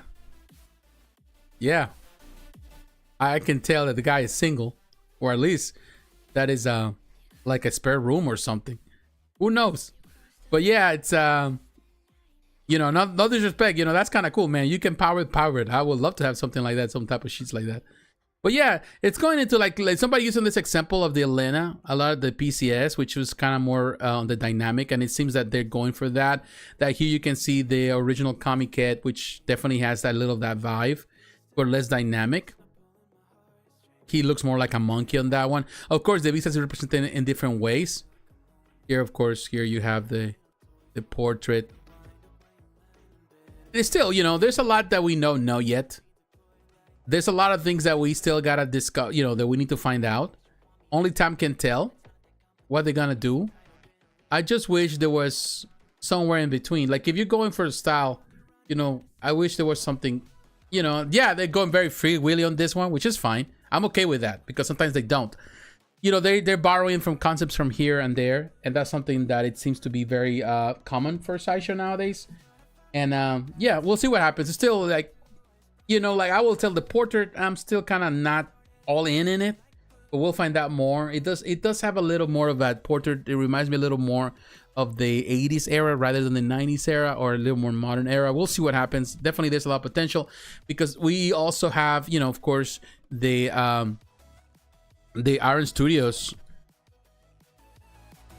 Bees, which is also another one that is, I think, looks amazing. Right there, I like the way they did it here. Too bad that this one doesn't have an interchangeable portrait, and it went for a more modern take on the beast. But it still is such a beautiful depiction. Actually, it does have the two portraits, the calmness. So they did the thing. They got the calm face and the yelling face. So, but they have the, you know, the more gorilla style type, the more modern gorilla, kind of like, you know, like Madureira style on it. But definitely it's such a beautiful depiction too. That can also work in a display if you're going for the more modern take of things. So yeah, that could be an option. Now going to the last piece of the night, which I know you, Squad Captain, were waiting on this one, is this one, Magneto. Let me drink some water because I need to breathe on this one. All right. Clearly, this is based on the art of, Jim Lee, the original X-Men #1. It's not the cover. It's not based on the cover because the cover, actually, the one for the cover is what Legendary Beast Studio did and XM Studios did with the their beast, which is huge. They base it on that particular cover. But on the interior art, this is based on that. And definitely is inspired on Jim Lee. Minus some tweaks here and there, but it's definitely inspired on him. But the pose, the everything is there. You can see it. Now, as soon as I saw it, the first thing that came to my mind, I said, oh, this is technically the same concept that was used, the Eric Sosa used for the Kotobukiya, 11, 12 years ago? Let me show you, and I'm going to tell you because I posted that. I asked this question on my Facebook page. Let me see if I can take you there. Right there to jpsarrireviews. By the way, follow me there. I will, follow me there. Support me there. My page is not the most popular, but hey, it works. All right, so let's look at the post. This is what I posted. Maybe trying to get some traction there. Some people commented there, but also I posted on my personal here Akira no copying whatever. Okay, some people posted stuff there, but also they posted some other places. Here you look at it. JPSR, imitation may be the highest form of flattery, but who copied whom? That was my question. And you can see right here, there's the art here. And this is Eric Sosa's. Now, Eric Sosa, here, for example, you see the one. The good thing about the Eric Sosa, it has the interchangeable portrait. You have the two. One of the most beautiful pieces produced with Eric Sosa. I reviewed it in this channel years ago. I, to this day, consider one of the best examples of during that era of the Eric Sosa era with Eric Kotobukiya, the best quality possible. Probably the best painted statue that they ever had. At least the final product was better than any other things that they did. And they did some amazing things like the Vision and all of that during that era with Eric Sosa. They did some good pieces in the end. And I would say Magneto was perhaps one of the best quality as a top. It was probably one of the best. Something that, many other pieces didn't have in that time. But when you look at this, this is the original art. This is actually the Silva brothers who drawn this. But the whole concept, the art direction, everything was done by Eric Sosa. Eric Sosa said that actually they needed this to present to Marvel, but it was his idea from the get-go. He's the one that had the idea to do it this way. So he's the one that he was at that time. It was a time where Eric Sosa was super popular at Kotobukiya, so he had more room to develop his own concepts and do more stuff. So that's what he did. So I think they did a fantastic job on it. And this is definitely, he took inspiration, as you can see in the art, from this cover. This is the cover, not the cover, I'm sorry, this interior art of the X-Men #1. So he took the inspiration, as you can see very clearly, and he decided to add this and add the, the Savior School base and all that, the Danger Room session stuff. It was his idea. But this gave room to this concept that was originally Eric Sosa's concept, but Silva brothers were hired to actually draw the sketches that they were need to present. And that's something that I just knew now because Eric Sosa mentioned it to me recently. He told me about it when I posted this. Not only here because I posted on my personal channel, on my personal Facebook page. And that really created a whole mess between a couple of friends, that I have back and forth. So this is the thing. Here's the thing. This is on my page here. This also was shared with other people in other places. And of course, there's some discussions there. Here you can see this. Akira 10 says, no copying whatsoever. It's a coming accurate post, plain and simple. Yes and no. I will tell you this. Yes and no. It is definitely inspired on Jim Lee. But the question here is this. Somebody copy this, somebody copy. Everybody's copying the same artist, which I know the first one in this case, the first person to do it was Eric Sosa. But another person is coming and do it. The problem that I have with this, and I have no problem because I think that, don't get me wrong on this. Don't get me wrong. When I look at the comparison, I know there's some tweaks, but it's the same in so many ways.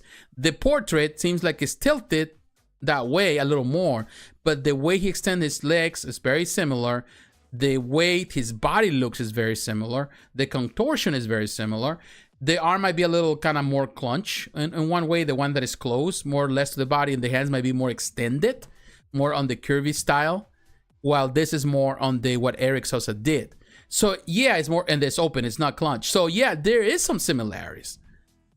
And it's nothing wrong with people taking inspiration from an artist and also from the art. It's not necessarily that they took inspiration, but the reality is that Sideshow has, if you look at a pattern that they've been doing lately with a lot of statues, a lot of the statues, they are borrowing ideas from other companies. And it's something that it seems to be a trend more than often. Well, yes, yeah, you can say that it's based on the original art, which it is. You can always say, oh, it's based on that. But at the same time, there's some ideas that have been used, and definitely you can take inspiration. Like if you go to an artist's gallery, an artist place where people are doing artists, they take inspirations of a lot of pictures. They take pictures of this, take a picture of that. They have images, and based on that, they sculpted based on certain things. Not saying that that was directly from that, but I wouldn't say, I wouldn't pass that. Maybe Daniel say, oh, let's look at this and maybe just do a little bit of a kind of like took a little inspiration, because hey, you know, you need a 360 model in order to come up with an idea. You're not only translating some art, you're also taking inspiration from the model, how the people do it. Nothing wrong with that. As I said, imitation is a form of, you know, it's a form of saying that you appreciate what other people have done. There's nothing wrong with that. Swiping art is something that has been done in the comics. So you're a comic book reader, you know that people swipe art all the time. You know, and they do it, you know, whether it's to pay homage to the original creators, but also it's simpler. You know, it's simpler because you don't have to break them all. Every artist copied the previous artist in something. They do it because it's simpler, it's easier, it makes the job easier. You're not breaking them all. You're not breaking any ideas. You're not making any new. And this is the point that I presented. And I will tell you this. I said this on my personal chat. I shared this on my personal page. And when I personal this, and I'm not gonna show you because I don't want to hear, this is not to create drama of any sort. Here are my stuff that I posted. When I posted it on my, it created a lot of back and forth between some friends. Here you can see there were some artists, you know, as you can see, David Agu was there, some other people. It was a little back and forth between this and that, and I'm not gonna go in detail with this arguments that we got. It got heated. It got heated. Eric Sosa was there. We were talking about the whole thing. And we presented that there is a pattern where Sideshow seems to be more and more, I wouldn't say copying in a way that is unethical or on a way that it seems as, oh, you know, they're doing it, they're stealing from people. They're not doing it because at the end, the art is open for everybody to interpret. You know, Eric Sosa he doesn't own the license. You know, he doesn't own, you know, the art of Jim Lee. He did something based on that years ago, which in my opinion to this day stands as one of the best depictions of Magneto that has been done. But it seems to me that more and more companies keep doing something, and Sideshow's been doing that a lot, where it's doing things that in many ways, if let's say, I'm gonna be honest here, I gotta be straight to the point because I don't have like hundreds of viewers, and Sideshow's not looking at this, honestly. He's not coming to my channel to look at what I say. If a company, if Prime One does a Green Lantern, then all of a sudden Sideshow comes with another Green Lantern that looks a lot like him. You know, and that is something that has been very common. Like, for example, Prime One Studio. Green Lantern. I saw that and I said it before. I said it when this came out.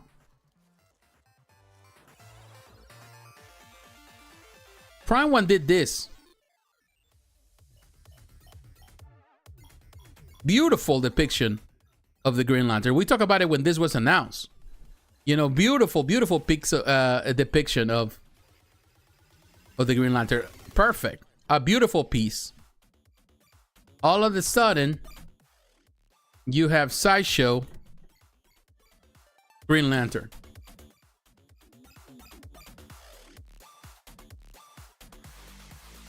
This one right here. It's simpler,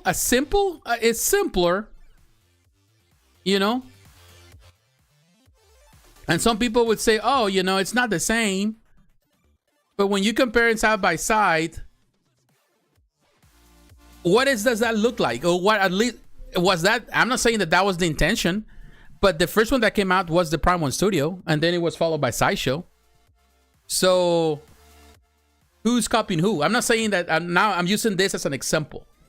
So this is an example, and this is something very recent.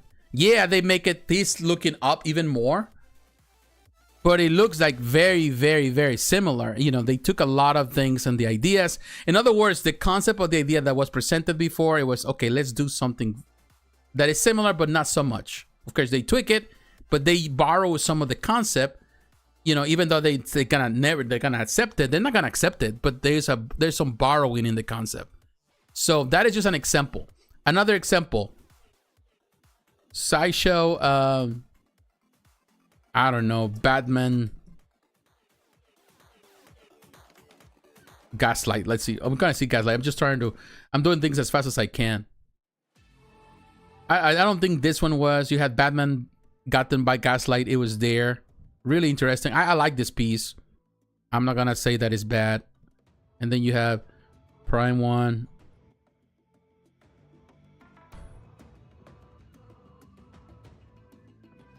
I'm just using examples. You know, this is the one that was done by Prime 1 Studio. Like entrenched on that thing. It looks like the cover. And all of a sudden, Sideshow does one also on top of the church thing. And, you know, and it's Twitch it. You know, this is a lot more. There's more changes here. But it does look very, in some ways it looks, this is more accurate to the comic book. The same way as the Magneto that have from Eric is more accurate to the comic book. But then just simply took the idea and the concept and they come up with something like this. Nothing wrong with that. But you can see that there's a pattern where they're actually taking these route. We just saw it on Beast. They're going for the same concept of the desk. We saw just a custom piece that was very popular with the bed, and so they're gonna do it, but they're gonna, instead of having him like standing, I would be totally, people would say, okay, this is a copy. They actually change it a bit. And they have always done that over the years. There's so many instances, and I'm not gonna go in detail. There's so many instances where you can clearly see that, yeah, they're taking some general ideas. Let me go back to Magneto, where they're taking some general ideas of the concepts on the art, but they're also doing it in a way that feels as they're borrowing some of the ideas. And yes, there's nothing wrong with that. Let me be very clear on one thing. When this Magneto came out 11, 12 years ago, people loved it so much. A lot of quarter scale collectors were so envious.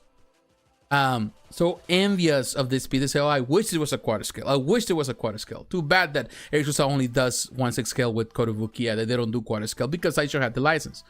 So it has taken over 10 years for a company to really do something where you feel like finally people are getting the prayers answer, and they get in the Magneto they all wanted, because they've been other Magnetos, but I think they, you know, at least they get the version that they wanted in quarter scale, and it's not offered by Kotobukiya, it's offered by Sideshow. So I think people are happy.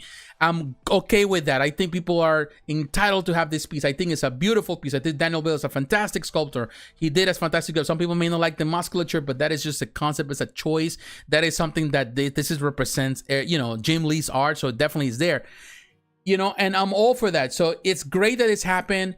The only thing, it took so long for that to happen. And at the same time, I feel that during this time, there's been so many different Magnetos. There's been so many even from Sideshow, but they all seem to have the same trend. And that's another thing that I was pointing out on my post. I'm saying, yeah, you know, everybody's borrowing from each other, from concepts, from previous concepts. There's so many Sideshows, and I can go on and on the list, where I feel like many of the pieces that Sideshow has done and the pieces that they continue to do up to this day, they're borrowing concepts and ideas from companies that were before it. Like they're borrowing ideas from Kotobukiya. They're borrowing ideas from Bowen Designs. So many statues nowadays that they took inspiration from the Bowen era.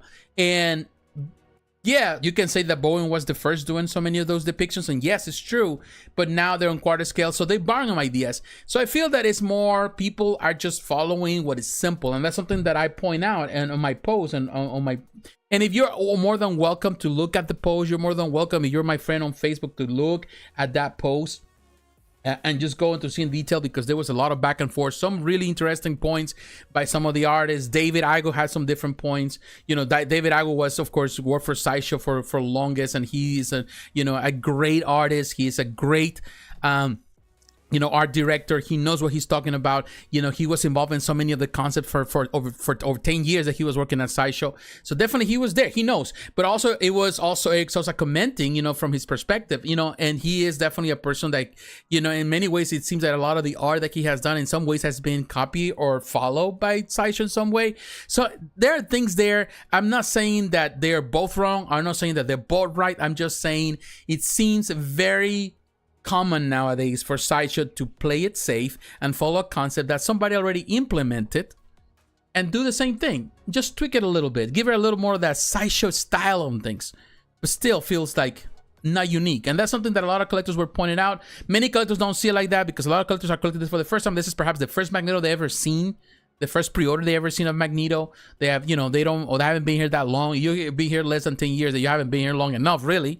But the reality is that, for the more seasoned collectors, it's something that it seems that it's a rinse and repeat constantly of the same concept and same ideas of the same actors. Now, like I was pointed out, this is the thing. The last time, every Magneto, even the legendary Beast Magneto, let me kind of take you there. Even the legendary Beast Magneto, as much as it looks amazing, and some people say, oh, that's the ultimate representation of Magneto, that is still based on the cover of and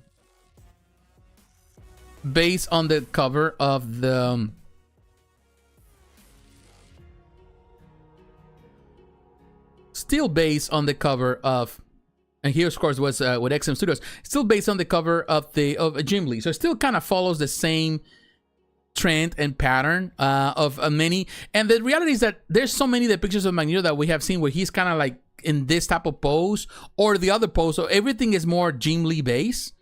And it feels that, as much as I like it, it feels that it's the only two concepts or the only artists that people seem to embrace. And I feel that takes away the possibility for people to see Magneto in so many different variations. Because all we get to see is a Jim Lee inspired, Magneto based on the art that he did for that particular issue. One single issue, and they have taken inspiration. There's so many variations of Magneto, even from Jim Lee. I would like the one cover where he is actually standing right next to, let me show you this cover. It's always been one of my favorite covers of Magneto. Magneto at the Savage Land cover. Right there. This cover has always been one of my favorites. And I love how it depicts Magneto. Right there. Let me see if we can close it there. Oh no.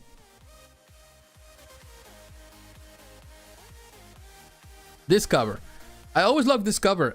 It's an amazing cover. Of course, he's crossing his arms. It would be nice if we ever get to see a cover, of course, where it would be nice to have it like right there with Rogue, particularly with we just saw the show, and of course that love triangle that it was there, it was great. It would be nice to have a love statue, like we were talking about. Like there's always this like toxic relationship between the Joker and Harley Quinn, and there's been so many statues of those two. Why they cannot come out? Of course, we have a statue now of in this case the Gambit and Rogue, but what about making a statue like this with Gambit, Magneto, and Rogue in the Savage Land outfit? I would be an amazing piece. I would sell quick. And this is the thing. These are the ideas that are great and different and unique that it seems that Sideshow is not doing lately. That they're going for the easier route. Yeah, I'm surprised that they're doing MODOK. I wouldn't be surprised it's actually the people who are doing MODOK. It's actually the Kucharik brothers, because they're the only ones that have done a MODOK before. So is the same guys doing the same thing, and are they gonna tweak some of the concepts that they did before and do it on a larger scale? It's gonna be the same thing. I don't know. I'm just speculating here, but this would be a great take, because the reality is that they haven't been every Magneto that we have seen, or most Magneto statues that we have seen. They all kind of follow the same trend in some way, and it feels a little dull after a while, and it's uninspiring because technically they're going the easy route. Like Magneto statues. Let me show you. When we post this, how many Magnetos are out there? Even the Kotobukiya, which it looks nice, I will tell you, that's also another one that is the newest Kotobukiya. I like it, but still, Jim Lee base. You know, all of this, they all kind of have the same idea where he's standing or extending his arms, and it's the easiest way to do it. I will tell you, the last pieces that I felt that were totally different with any scale, the one that actually make me feel like, okay, this is a different take on Magneto, and there's been actually some pieces that have been followed after that. They have done concepts, is the Throne concept. This Throne concept that was done by the XM Studios, when it was announced, when it came out, to me that was different. It broke the mold. It was different because there was no art ever based on this. It was them actually saying, let's do this different. Let's make something new. And they come up with a concept. They contracted the artist to me, the original concept. And based on that, they created this amazing piece of art that at the beginning I couldn't understand. I didn't envision it. But over the years, I have come to appreciate more and more, to realize that XM was ahead of his time. And actually, this is what really puts him on the scene. People realized that this company was, you know, meant business, something that in some way they had slipped away in some way, but they were like, we're gonna show you something that is unique, different, and nobody has ever done. This was a very unique Magneto. It was not super bulky, you know, it was more older. The detail on that, the Throne that was created, the whole concept was very refreshing. It was something that no company has ever done. And that is the part where I feel more here. Not saying that, you know, Sideshow is robbing people or stealing people's ideas. No, I feel that Sideshow has lost its way in some way, because it's going for what is proven rather than saying, let's be bold and do something different. When Sideshow was on the scene, when they came into the scene, you know, when they did the now iconic, you know, Doom on the Throne, there was no anything before it that was similar. So they decided to do something that no one else has ever done. And they were unique. All the original pieces, all those pieces that people now sometimes mock because, oh, they're not as good as they were. At that time, there was no anything before it. There was nothing that was the foundation for that to copy. It was just them taking a pretty much going their own route, doing their own thing. And those pieces, in my opinion, were amazing. They set the state, the tone the other companies follow. I feel that Sideshow needs that back again. You know, they need to actually not only copy what is proven, but also break it. You know, yeah, I was talking about McFarlane toys just now. They're doing the copying the thing of the covers, and that's fine because that's what they're going for. It's the covers, but Sideshow has never been the company that does things based on covers, because it's not a one-to-one, you know, copying of the art. Sideshow has always been like doing their own different thing and different takes on things. So I would say that this is something that is needed, that definitely they need more than ever. So this is definitely was a very refreshing, unique. And not only that, that was another concept. Bowen Designs Magneto. This was, to me, perhaps the last time I saw this piece right here. This came out at the same time of the Kotobukiya one. And I will tell you, when that time happened, I was never like, I said, it's all right. You know, I thought that the Kotobukiya was better. But when people were making comparisons, quality-wise, painted-wise, this was a much better piece. And to be honest with you, I always liked, it has grown on me because I realized, and this was, it's called by Jason Smith. But what I like about this piece is that it was different. It's he coming through this arm. It was a totally different concept that was not done before, and it hasn't been done after that. So these are ideas where I feel that, you know, companies are doing things that are totally unique and refreshing, and that was refreshing when it came out. People love this statue. It still is a great action version statue. I think the price here is pretty good. The guy that has it at this price is not a bad for this piece. But Jason Smith did an amazing job. Okay, look at his. This is a picture of his page. He did a really nice job with this one. Look at that. The paint job is excellent. Very different, unique take. Of course, he's also flying. He's also with extended arms, but he's more on a flying pose. Coming through that. It's a very unique take.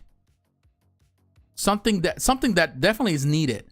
Now, I'm not saying with this, you don't misunderstand, because sometimes people understand my intention here, saying that Sideshow is just copying. Look at this. Very nice, big cape. You know, the intention here is not saying that this is a bad piece and people shouldn't buy it. You know, that's, you know, yeah, really coming what it boils down to things. I think this is a really nice Magneto. Don't get me wrong. I think it's a nice Magneto. It's definitely a homage to the art of the Jim Lee, of course. But also, I would dare to say that they took a little bit of inspiration, or at least some guidance, from the one from Eric Sosa from Kotobukiya. And if they did, nothing wrong with that. It's okay to do it. It's okay to do those things. You know, it's okay to follow and actually finally do a quarter scale piece of something that ultimately was always locked into 1/6, only for one particular section. There's something now. There's nothing wrong. Everybody, it'd be cool. It'd be cool that everybody had something very similar. But at the same time, on the same token, I find myself feeling that it's getting to a place where we are getting to see, you know, like a rinse and repeat of the same concepts over and over. And I think that there's always the risk that you become stale, or the art becomes stale, when you're always doing the same thing. I feel that Sideshow could really break molds, and they can, because they have the artists, they have the power to do it, they have the licenses, and they can do a lot more. They can be more brave. Instead of just trying to go for something more formulaic, something that is la formula that has already been used before, and let's go for something that somebody already did. We're only gonna improve it here and there. We're gonna make it larger, and we're gonna tweak it a little bit. It would be nice if they can just simply make something totally different, that unexpected, that we haven't seen from Magneto. Make a diorama of Magneto that is just like blows your mind in a way that nobody thought about it. The same way that XM Studios decided to put it on a throne, and nobody ever thought about it. You know, it would be great. Of course, people will say, you know, there's so much posters that you can come up with, and that's true. But I would say that daring take from XM Studios paid off in the long run. In the end, it paid off. Set them on a course that set them apart as a company that, you know, became such a powerhouse.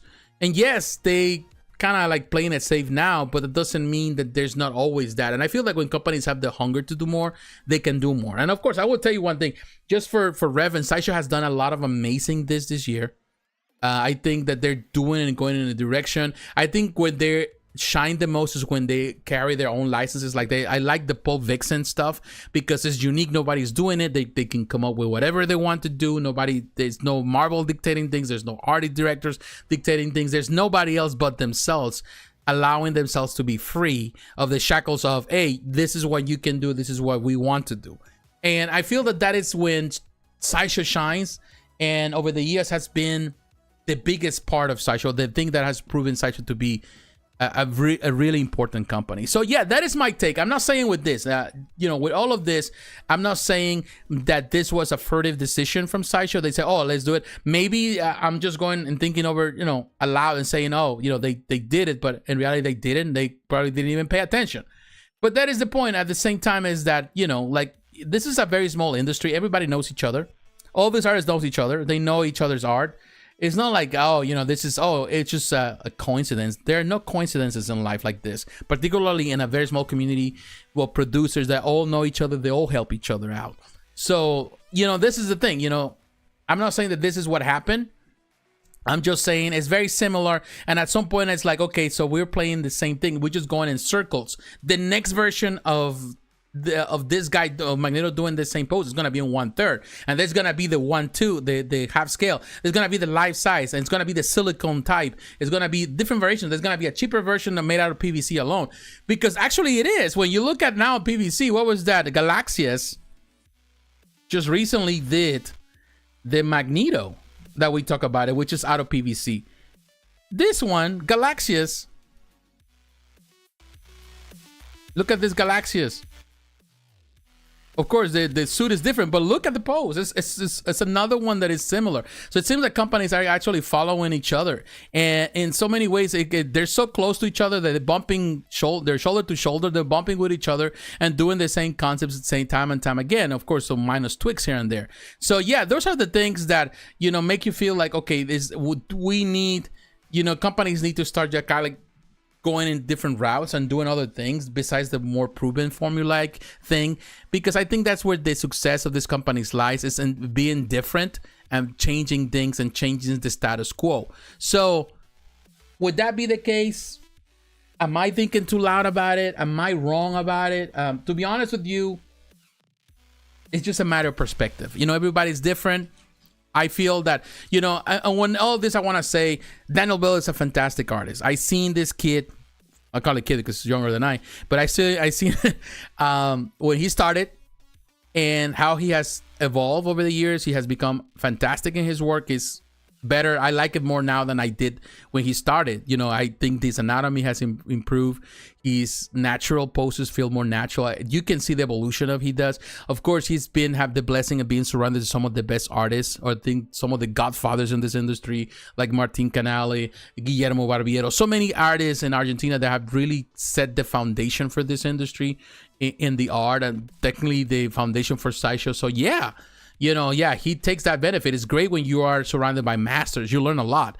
So Daniel has become a master on his own right, but because he was an apprentice, some of the best of the best, the best of the best. You know, and at the same time, I have great respect for Eric Sosa, because Eric Sosa is one of the best. It's not necessarily maybe one. He's one of the top 5 sculptors in my book of all time. You know, I listen to the industry because he's been so prolific in this industry and so many things, and he's so well known in the industry. So yes, you know, I know it could sometimes feel like somebody's copying his work, and it's not necessarily so. But at the same time, we got to give credit to who credit is due. And the reality that this is, when people say, oh, this is a magnificent Magneto that has never been done, because I hear some comments, oh, this is the best thing ever done. It's like, in my mind, it's like, no, it is great, but it's not the first time that he was ever represented this way. So we have to give credit to the people who actually have done this before, you know, because many artists have done it before. So, and some in amazing ways. Master Sosa did it. So yeah, it's not unique, and it's a beautiful depiction in quarter scale, and definitely one that is definitely perhaps the best quarter scale, you know, that is just more on the classic look than any other out there. Even better than the previous. This is definitely better than the previous one they have. I think it's a lot better than that. Although I've seen some other custom pieces that look amazing. Max Collector did an amazing one that still, up to this day, looks amazing. Sosa did a custom piece based on the Marvel vs. Capcom series that looks amazing too. But, you know, like in the XM Studios, of course, on the Throne. But that is more like a standalone piece rather than, something that you can combine with, a collection of the X-Men statues. So definitely this is... Definitely is going to be there where it needs to be. So, yeah, I would say so. I think it's good. I'm looking forward to look at it in person, or in this case, through the live videos when it goes live, to see it from all different angles. It looks great. I'm hoping that he has an interchangeable portrait, too. That portrait would be great to have something like, the unmasked portrait. And that would be great. But we'll see what happens. Only time can tell. But, yeah, looking at it, it's so similar. There's a lot of similarities. And you cannot simply say, oh, that was not the intention. You know, like some people trying to downplay it. But there was an inspiration. Maybe they also took some inspiration from here. And there's something that is not, because I can go on, and I'm not going to go throughout the night at the list. If you go to my page on Facebook with, what Eric Sosa posted, he has posted many times. He has talked about it several times in his own channel, that sometimes he has mentioned it, that there's a lot of things that other artists have been doing that actually seems like it's mirroring the stuff that he has done in the past. So yeah, it's something that we have to always be mindful and listen to it, and yeah, see, there are similarities. There's nothing wrong with that. It's just, these characters. But that's when you realize, if everything is looking the same and everybody's doing things that are in some way kind of seem similar or copies of other things, although that might not be the intention, then I think this is the time for artists, directors, and companies to start rethinking their strategy and start saying, hey, maybe we're already getting to the point where we are running out of ideas. Maybe it's time for us to try new things. Maybe let's just get a little bold with this. Let's do this, or let's do that. Let's come up with something totally different that nobody has ever done. And let's see how it goes, and, not just be like, okay, but we need to sell 3,000 pieces. So we need to do something that actually is, that is simple, but everybody can like, yeah, because I understand what companies trying to do. But at the same time, let's go back to the old days when it was not about just appealing to the masses, but, doing something that it was like out of the box, like breaking the four walls. Let's just make something like that. And I think that's when Sideshow, in my opinion, shines, and that's when Sideshow really cemented their name, and that's when they love. And that's something that I'm looking forward to in the next week, to see You know, some of these teasers. I want to see how they're breaking the mold. I want to see break something that is not, oh, it's the same thing. It's the same as before, but a little change here and there. I want to see things that are breaking the mold. And can they do it? I don't know. Only time can tell. But yeah, Sideshow definitely is doing a lot. This, you know, and definitely there's a lot in the hanging in the balance right now. I know people are excited, but it would be nice. I want to see it all. I want to see everything. And then, of course, we can make our mind and say, hey, this was a great presentation at Sideshow Con. This was another boring Sideshow Con. This was another one which it was just a lot of air, but not enough, you know, a lot of noise, but not enough, you know, peanuts. You know, we'll see. We'll find out more. But what is your opinion, my friends? You know, let me know. Now, really coming to the end. This video was longer than normal. But definitely, I wanted to share that, my opinion. I would say Magneto is fine. You know, it's nothing wrong with Magneto. You know, there's nothing wrong with that. You know, nothing wrong with the art. I'm not saying that somebody robbed somebody else. I'm not saying that Daniel went and took somebody else's idea and ran with it and credited it to himself, because it's not. He had to do from scratch. He had to start something. But definitely, the concept is there. This is the point again where I feel that, well, Sideshow, let's do something new. Another pose that nobody else has done. Let's come up with some new ideas. All right, let me just drink some water. And if you have something to say, please let me know in the comments. What do you think about it? I know there's a lot to think about. All right, let's make it easy. When you're doing that, if you're doing that, let me write this down. Sometimes I don't get the chance to say goodbye.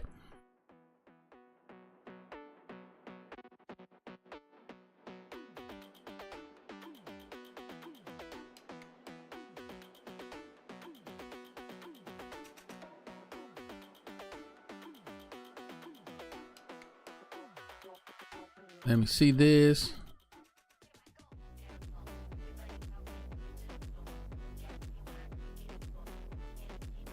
Over tonight.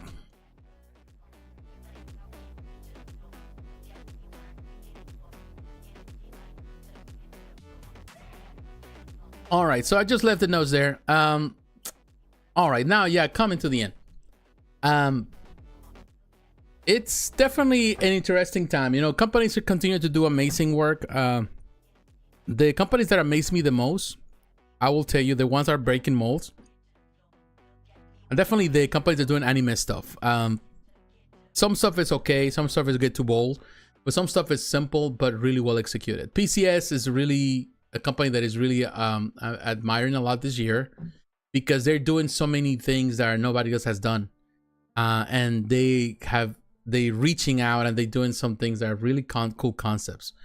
On the toy side, definitely McFarlane or the stuff that they're doing, McFarlane is always bold, and it's always thought it's someone that is set tone for things. I like that Goon statue from the Dark Horse Direct. Really nice statue. So those things are amazing.